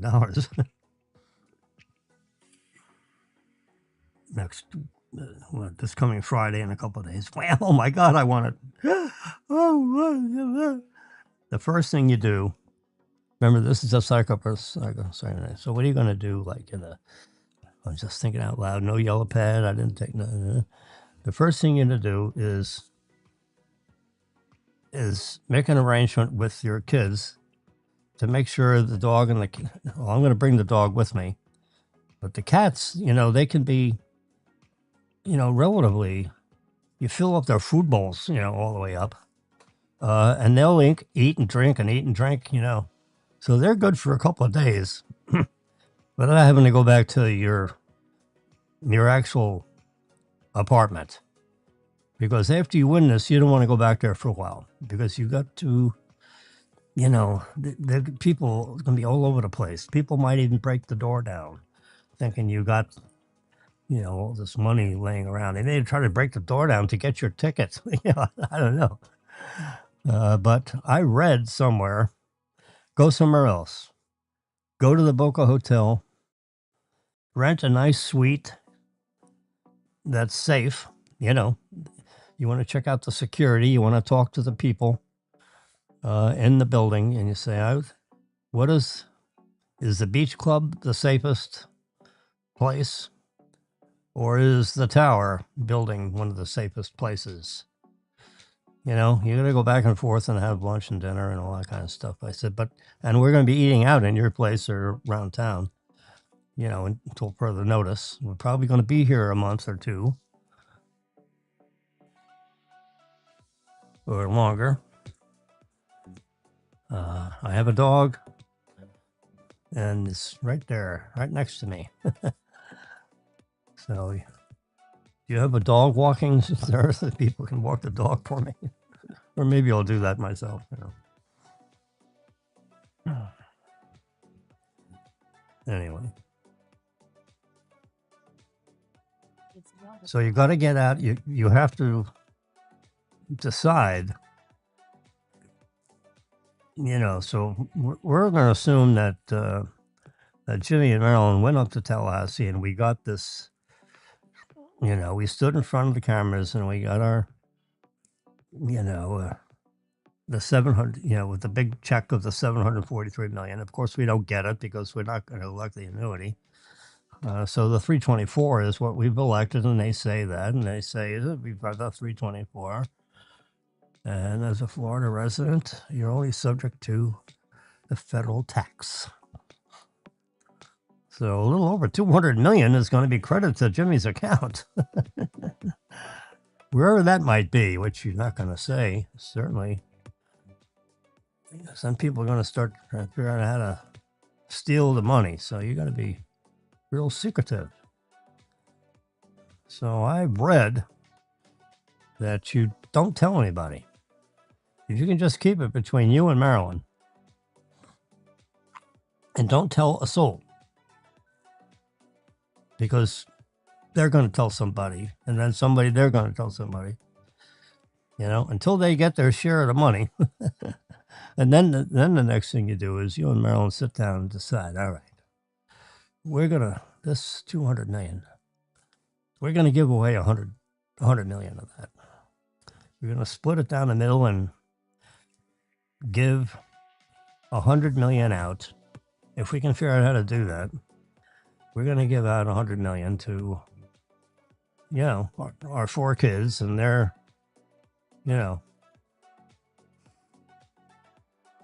and cousins and nephews and, Uncle Bob and this and that. You got some uncles and aunts. Marilyn's got a sister. Fine, she gets, something. May not be the same value as one of your own kids. But, so if you gave a kid, 20, 40, 60, if you have 4 kids, you gave them each 20 million. That's real fast, right? 20, 40, 68, that's 80 million of the 100 million. Then you only got 20 million left over to give everybody else.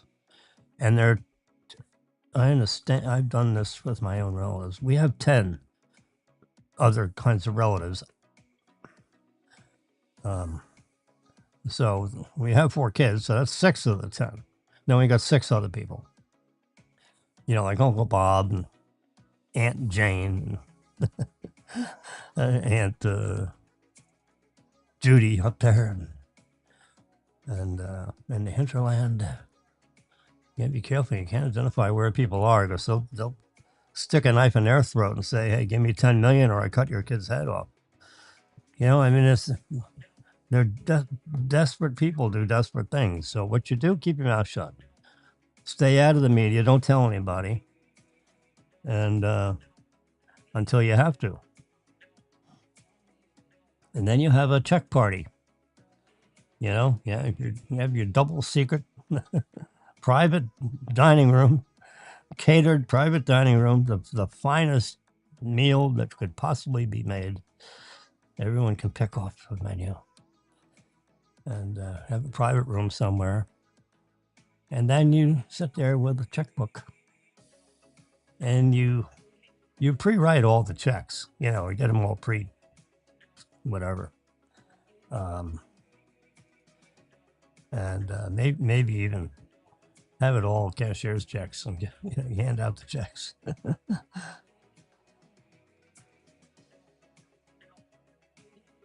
And if they want a direct deposit, they can just give me back the check and I'll give them a direct deposit.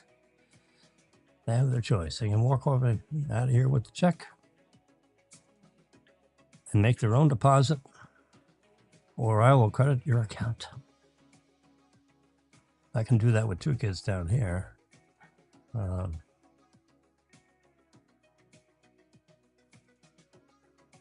Lee and Robin would have to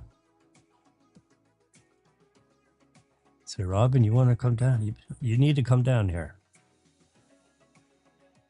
Because number one, we're going to make up a post-nuptials understanding that the $15 million that I'm giving you is to you. I know you just married this guy over here. I don't know who he is. I just met him. I said, this money goes in your pocket, not yours and his pocket. and he's going to sign an agreement that says he has no share of this money because this is your money. Okay, or else you don't get it. So, for love or money, bullshit. This is a gift from us to you, and not us to you all. And the same thing goes with Lee and our other two kids. You're each getting $15 million. Now you're gonna have to pay tax on that, so you already own your house free and clear. I don't know if you got a prenup on that house or you hand over to him, $800,000 worth of equity just because he showed up. What the hell's he got? Has he got a financial statement? You ever, looked up what the hell's in his name? What does he do for a living? He has a law degree, but has he passed the bar? Is he a member of a bar anywhere where you can actually charge you can't charge legal fees if you're not a member of the bar in the state in which you are doing business, so to speak. I don't think there's a law degree that gives you a free pass on Florida bar, New York bar, New Jersey bar.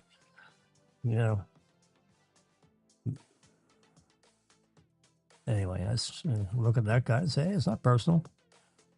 She divorces you and marries another guy. He's not getting any part of it either.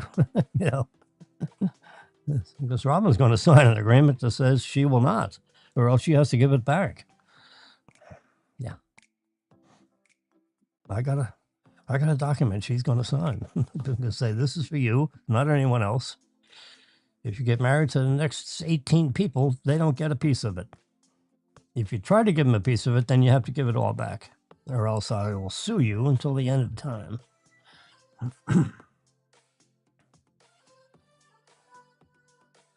Otherwise, here's $15 million. You should have a big shit-eating grin on your face. So if we gave each of the four $15 million, that's $60 million real quick. So I got 40 left over. So if they got 15, let's give $3 million to everybody else. Bob and Jane, they get $3 million. Aunt this and Uncle that, they get $3 million. Janine, we give her $3 million because she was married to your brother. And, she can give her own daughter money. We don't have to reach down and give children, grandchildren, and, they're getting enough money where they can hand down to their own relatives and their own as they see fit. So, unless you just give $1 million to everybody, all these subordinate grandchildren and so on, just give everyone $1 million. We add them up. How many can there be? Robin's got 2 kids, so we give them each $1 million, or $1.6 million. So they get a net $1 million after tax. Yeah, you want to do that. Whatever, if it's 37% or anything. So, well, it's easy enough to calculate. Let's get our calculator out here. So you take, if you want them to have $1 million when it's all over, you just divide that by 0.63, because $1 million is 63% of 100%. Gets 37%. That means you get 63%. That's it. So equals. So you got to, that's all right. So you got to give them $1,587,000. And then when they do their taxes, they end up with $1 million, and they got to pay $587,000 in tax. So it goes.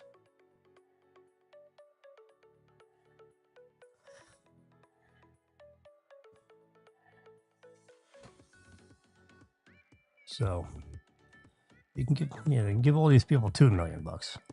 That way they end up with a $1.2 million or $1.3 million, $1.250,000. Give everybody $2 million.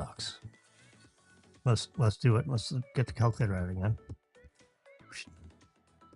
So if we give everybody $2 million, no, we're not talking about the two kids. We're talking about these are people, not the Jane and the Judy people, not like Marilyn's surviving sisters and one sister-in-law. They'd all get the same.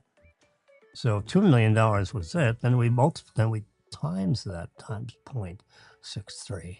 Because remember, the government's going to get 37. So that, yeah, so it was, like I said, it's about $1,260,000. You give them $2 million and they end up with $1,260,000. So that way they can flop around with $260,000 over a period of time, and they got $1 million left over in the side pocket. Now these are grandchildren. So you give all the grandchildren, which we have 4 grandchildren, 4 children. So all the grandchildren are going to get $2 million. We haven't even, we know several of them. We've been with all 4 of them. We haven't been with 2 of them for a long time. It doesn't matter. They all get $2 million. We'll end up with $1.2 million something. They have competent parents, and they will guide them on how to do this and that. So we have, former. I would put John Paul Jones. Robin's former husband. I'd throw him in there for a couple million also. He was my favorite son-in-law of all time, and Robin dumped him. I told her, I said, you will regret this. I promise you, you will rue the day you throw him out of your house, because you're not going to find a better person, period. This is the better person that you would hope for. And you're not going to, you're going to go through. And one's going to trick you, and you're going to get married again. You got married to what's his face, and he turned out to be someone that put you in the hospital for 4 days. And this guy, God knows what he is. Where has he been for the last 50 years? What has he done for himself? Has he made any money? Is he just living off mom? Now he's living off you? I just don't have a clue. And you've never said anything. And I've never had a private moment, because he won't let me be alone with you privately. So that's questionable. How about that? This is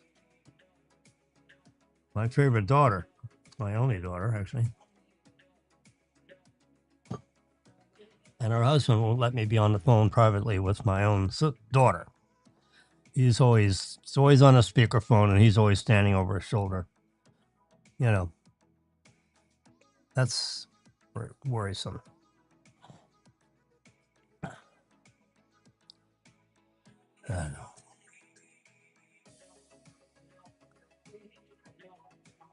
Anyway, so this is all the part of the psycho-cybernetics thing. So you got to make these decisions, So everybody gets $2 million. You have a big checklist. So these class of people get $2 million. These people get $4 million. These people get $10 million, whatever. Add it all up and see what that adds up to. And then, because you want to, let's just say, Marilyn, that we're going to give away $100 million to some charities and to all our children, grandchildren, your sisters, I would like to put John Paul in there, because he's the father of our grandchildren. Robin's going to get more, and he's going to get less, but he's going to get something.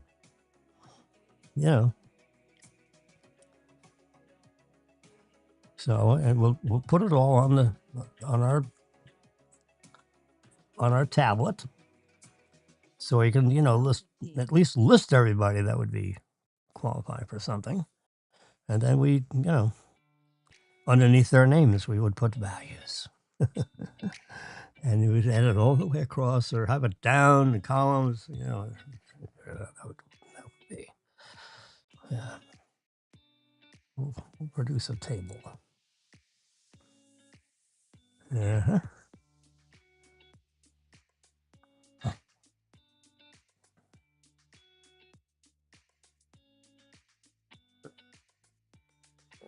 And you have a table of values, and all the names are this way, and it adds up at the bottom.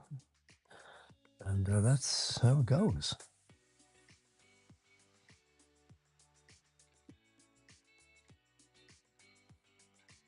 I'll start working on that. And I'll use this spreadsheet. I mean, this is psycho-cybernetics and also spreadsheet training. And I'll use this black and yellow and, you know, black, white, red, yellow, all this stuff. I'll use, you know, this basic spreadsheet, erase all the values, and we come up with all the different, you know, we just put initials in here for who gets what. You know.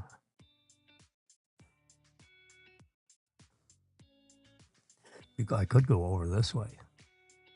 And yeah.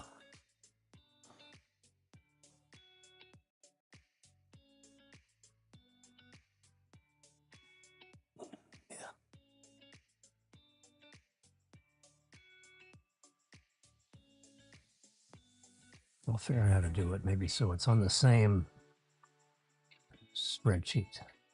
So I don't have different forms. I can just go to a different location and pick up this information. All right, that'll make it easy. And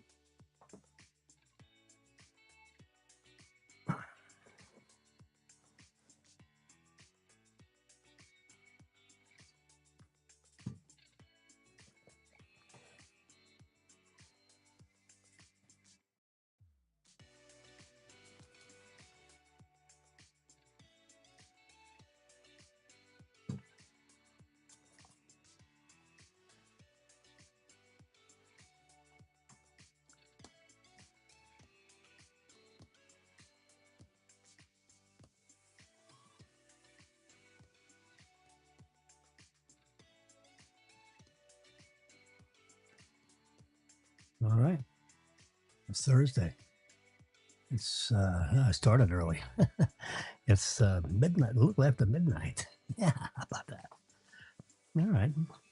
So we've had some interesting progress.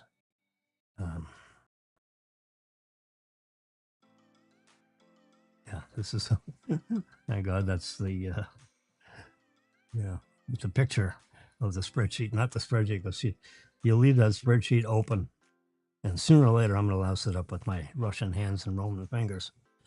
Yeah. That's what's in our front door.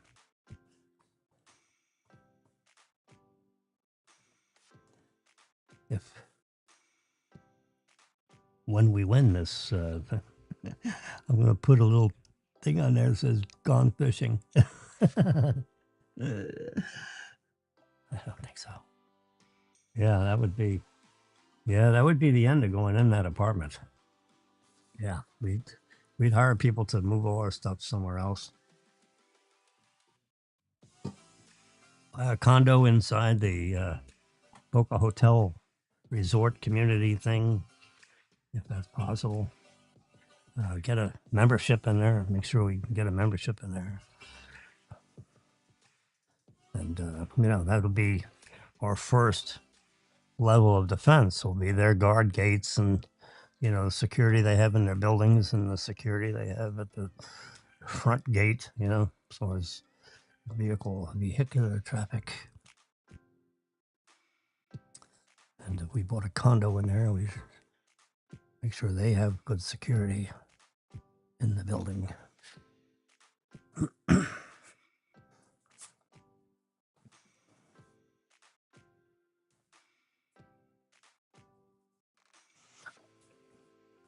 one of the condos that, faces Lake Boca, so you could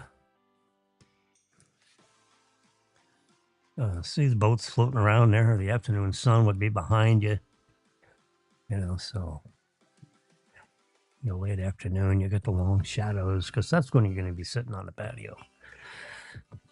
Yeah. And at my age, you just hope you live long enough so you can enjoy the fruits of your getting lucky. Yeah. Yeah, that'd be a nice way to get lucky. That's for sure. Yep. Putting a little longer reach on this boom to boom microphone. There you go. Amazing. Just raising it up and doing this little tilt business has extended it so I can be sitting right here. I've got it right. My foam, I'm rubbing it on my right eyebrow. And it's aiming, it's almost like an x-ray machine. The dentist does an x-ray machine. So I got this x-ray machine aiming right to the middle of my Adam's apple.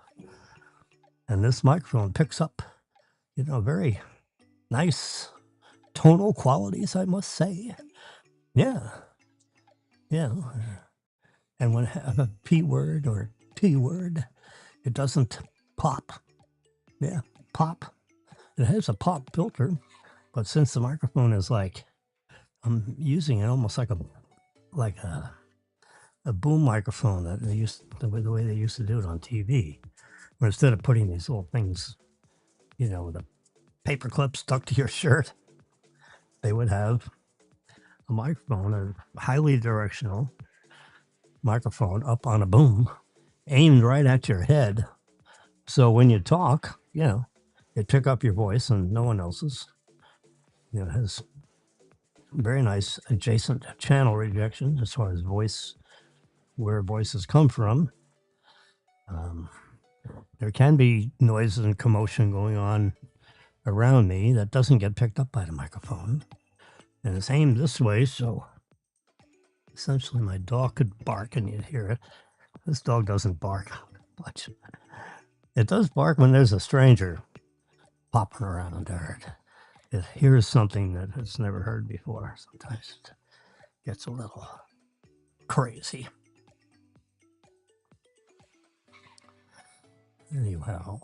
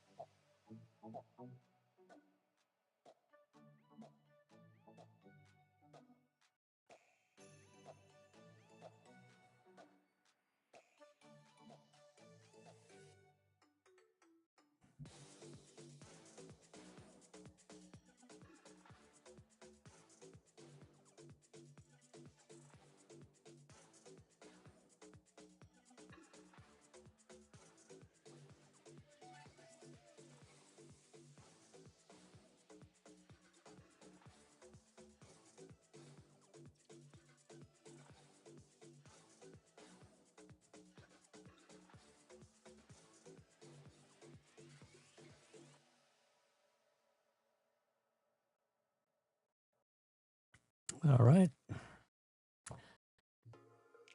I'm just taking a quick assessment of what we discussed.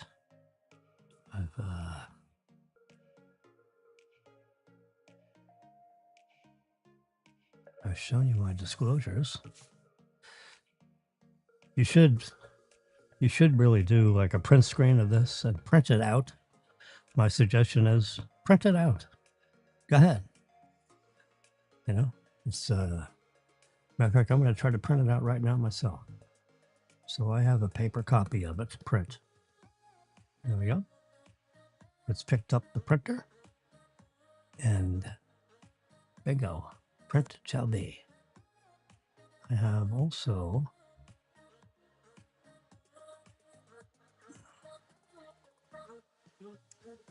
this one. Let's go ahead and print this one. These are the two that I show. Print. There we go. It's picked up the printer. There we go. I can hear the printer. I don't know if you can hear it, but I hear it in the back of my head. The printer's right behind me. Yeah. So SpaceX. I wonder if they've come up with a launch date. I haven't heard about a launch date. I'm gonna try.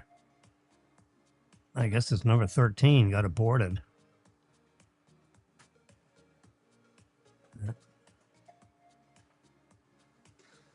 So here's the Jimmy and Marilyn show right there. Yeah. That's who we are. I'm on the right. In case you needed some direction on that. Yeah, there you go. Got my quarter zip thing on there. Yeah. This is a car I used to drive when I was 20. That's a Corvette. That is a 1959 Corvette.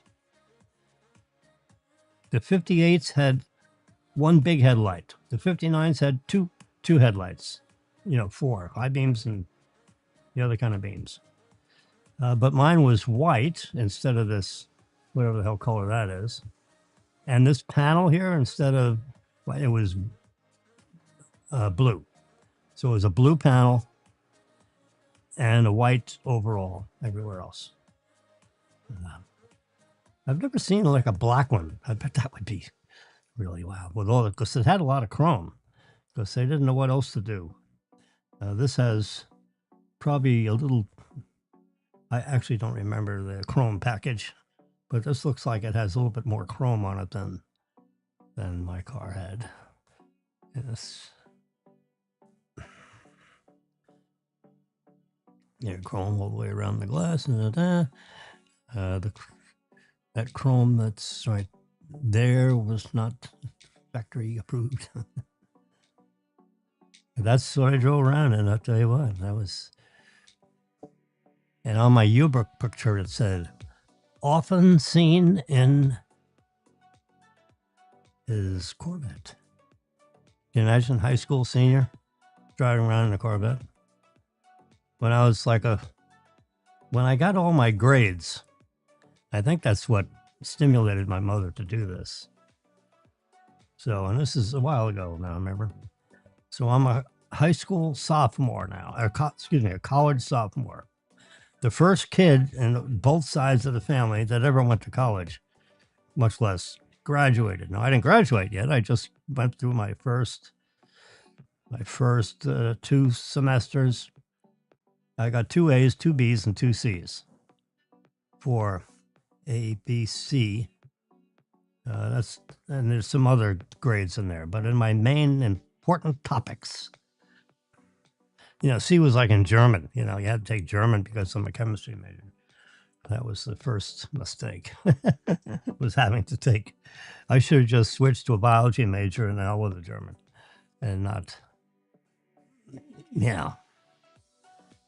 I just couldn't. I just didn't have the time and the bandwidth to try to figure out how to speak German. I wasn't happy about the way Germans killed over 6 million Jews. So, I didn't want to learn German, because I basically hated everybody for allowing that to happen. Because, a small percentage of the country made it happen, meaning the killing of all these Jews. but everyone else in Germany sat around and let it happen. What the hell's that all about?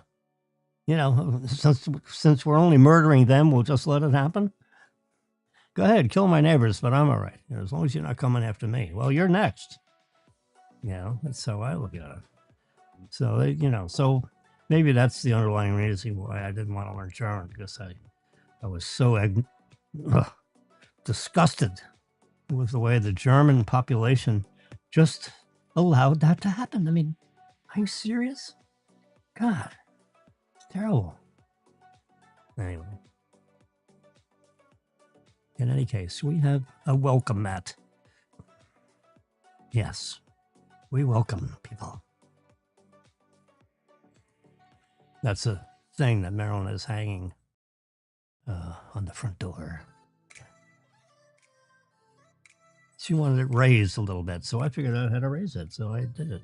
And I said, "Is that where you want it?" And she said, "Yeah." Hey, look what I got here, a little dog. All right, I've been on talking here 2 hours and 21 minutes. It's time for puppy time. So I'm going to go be nice to my puppy dog. She ate her food, which is, I bought this dog food, and every once in a while my dog gets picky. Really? I paid $280 for 2 months worth of food, and now I got to worry about picky. You know, it's in the freezer. But I mean, come on. You know, you got to eat this stuff. God. So I'm going to call them on the phone. You know, they have a phone number. Let's see if I can get their help desk and say, "Hey, my dog's all of a sudden a picky eater. You have a formulation that's for picky dogs?" You know, just, you know, and I'm stuck with a month's worth of food, and the dog is, you know, doesn't want to eat it half the time. Only feeding twice a day. And she won't eat any of it. You know, she just snubs her nose at it like it's, you know, like it's scrambled eggs, and she don't like scrambled eggs. She eventually will eat it. You know, I guess we could starve the dog to, so, you know. Anyway, that's my dog trouble. I got to figure out how to. They do have, you know, is your dog a picky eater? I should have said, yeah. You know, and I shouldn't have bought, you know, a 2 month supply starting something new. I should have bought 1 month supply. So I'm only into this, you know, $150 instead of 300. So in case, you know, my dog just is not interested in doing this, in which case, yeah, you say, "Farmer's dog, sorry, you know, my dog's just too picky. Doesn't want to, you know, you see the commercials, the dog is, you know, would run over you to get to the bowl. My dog looks at the bowl and goes the other way." That's not exactly, you know, if someone put, you know, a medium rare fillet in front of my face, I'd be eating it. This dog gets a couple of spoonfuls of this stuff and runs the other direction. You know, in the morning when you're supposed to be a little hungry, you know. For breakfast, she ate it like, you know, it's 4 in the afternoon. I just kept on pointing at the bowl every time she looked at it. I said, "They're pointing at the bowl," and I just stood there about 4 feet away from the bowl, and I just stood there in the kitchen. And every time she looked at me, I'd point at the bowl. I said, "Go eat your food." Anyway, that's what I put up with this morning. After I took her for a nice walk, which I take her 8 o'clock. We're out of here. So this is now Thursday, and a half hour into Thursday. So whoa, the dog just comes in for a landing. All right, sports fans. I'm just about running out of Epidemic Sound Instrumental. Goes for 3 hours and 2 minutes or something. So when we get to the end of Epidemic, I could go take a look at it. Let's see. Where are we in the... Oh, yeah, we're about 90% along the way. It's got about let's see, what does it say? How much I got time? Yeah, I got about 30 minutes left. 3 hours and 1 minute and 24 seconds. Can you imagine? That's the soundtrack. And you're hearing it. I love this. You could play this, while you're doing the laundry or something or other. It's kind of upbeat, and it's my background sound because I'm streaming. And if I take a deep breath and there's no sound coming through, then you might lose the stream, and someone else may grab my stream, my bandwidth. So you want to always have something, some other noise coming through your sound system. I may be completely wrong about this. There may be something about the internet where when you're streaming, you don't have to have bits and bytes flowing through the pipe, but I know with the imagery, when you see, I'm gonna see if I can go. Let's see how do we. Let's get back to. Can I go full screen on me? How do I do that? I do that here. How about if I just? No, I don't want to do that. All right, so.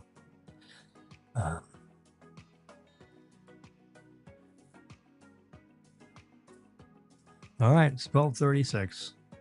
I gotta go. My doggy is awake and wants my attention. So I will give her some attention.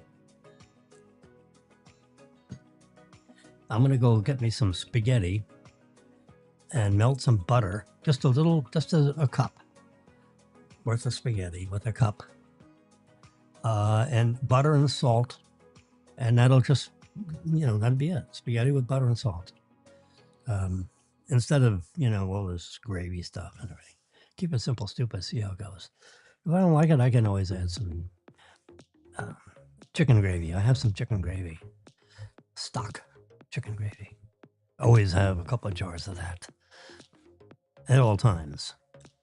You never know. So whenever I want to know where the microphone is, because you can't let it get too far away from you because it's a very directional microphone. And if you're too far away, then you can't hear you. And all of a sudden I can just lean my eyebrow. Don't rub your eyebrow on it, but I can just feel it. People always, a lot of people when they're doing podcasts, they'll grab the mic and they're always rearranging the angle of the microphone. To me, you do all that before. And I've got the angle of the dangle all figured out here. So that I basically, if I'm not talking, I push it over there. And if I am talking, I pull it this way. It doesn't interfere with any of my other devices. The boom reaches over these. These are all old iPads, by the way, including this one. Yeah. So, I don't have the heart to.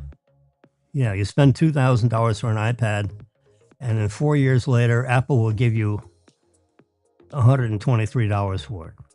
You know what? The hell with it. I'll keep it and use it to just display pictures. I'll put it in a picture frame and let it be a slideshow of pictures.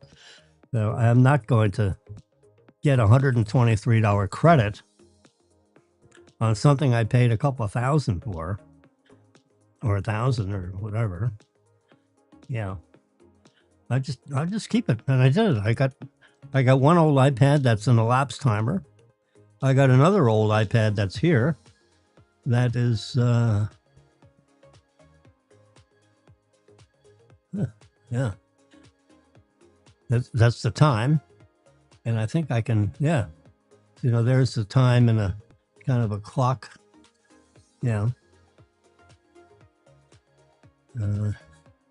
There's green. May we do green. That way, I don't know if there's another color than green, but green means the current time. I can't change the time on the elapsed timer. So that's white. Tells me how long I've been yakking, right? To within a couple of seconds.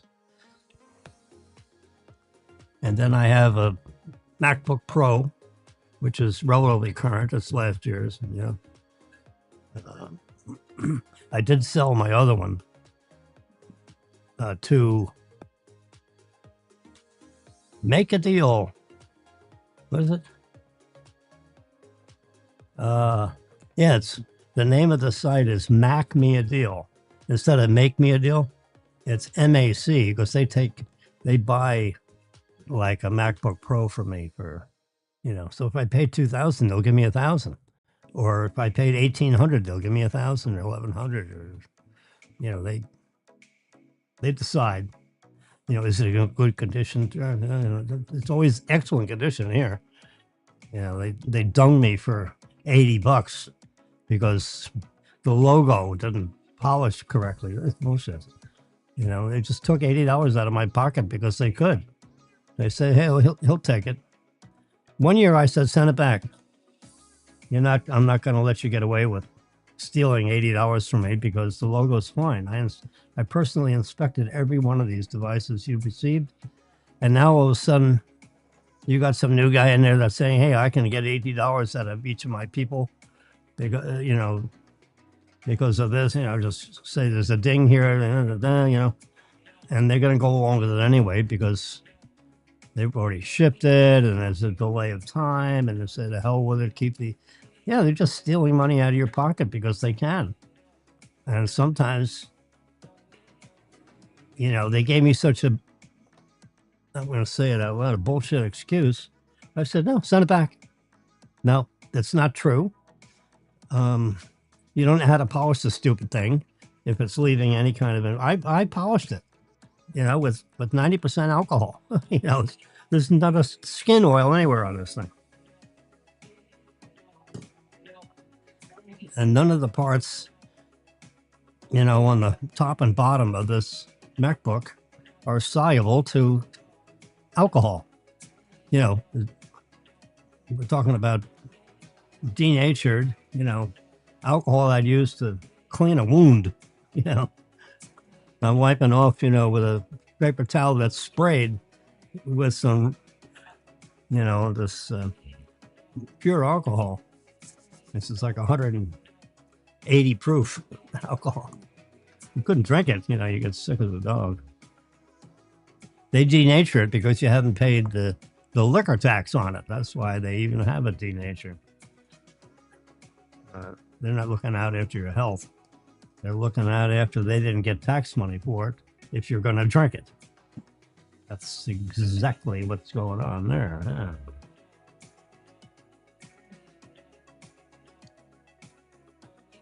All right. On that happy note, as you can see, I'm doing some little editing here. There we go. I want to get rid of that bottom panel. We don't need that. And I'm going to center this a little bit because, yeah, we're interested in this thing. Maybe I'll leave the doorknob thing in there. Although I can show you how to get rid of it. We go here to I'm not too sure I know how to clean up. There we go. So I'm going to do a reverse pinch and take out this lock. Preparing cleanup. I have to wait a minute. I'm waiting for the signal. We're all set to go. Oh, maybe I already got that signal somewhere.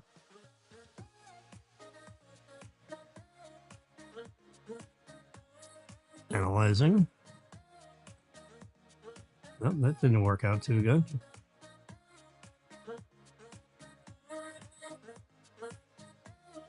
Yeah, they got to do some work on this cleanup app because it's, this is 4th attempt. I mean, it's getting, I don't know if it's getting anywhere. It 12:45. looks worse than what I started.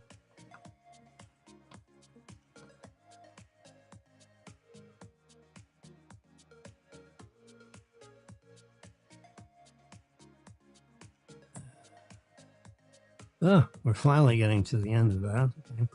A little white spot there, getting that.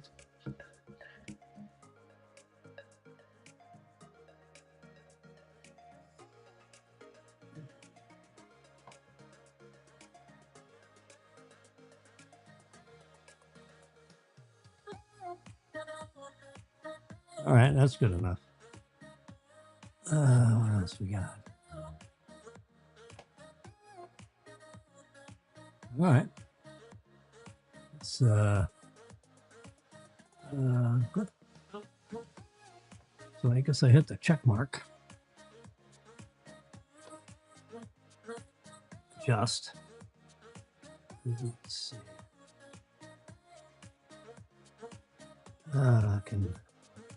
This is for color temperature.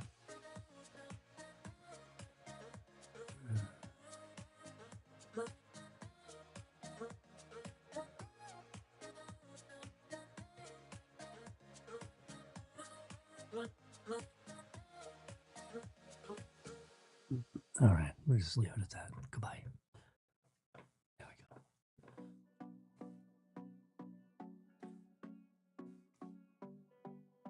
So we're going to go back to, I know it's the 23rd, but I mean, in theory, I could. All right, let's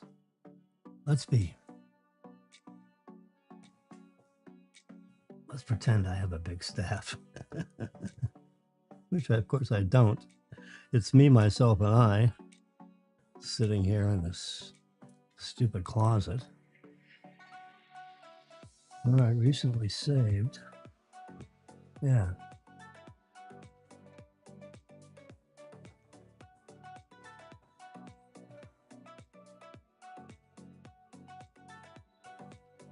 There it is. There you go. So we'll end with this one. Even though we started with the other one. Now we go full screen. There you go. I don't know if I can end up with full screen. Let's try it up here. Somehow I can't go full screen up there. So this would be, we're going to turn off that camera. Whoops.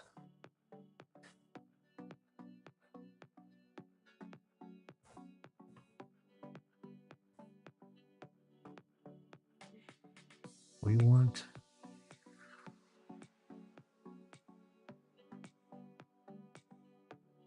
it's not working right. All right, let's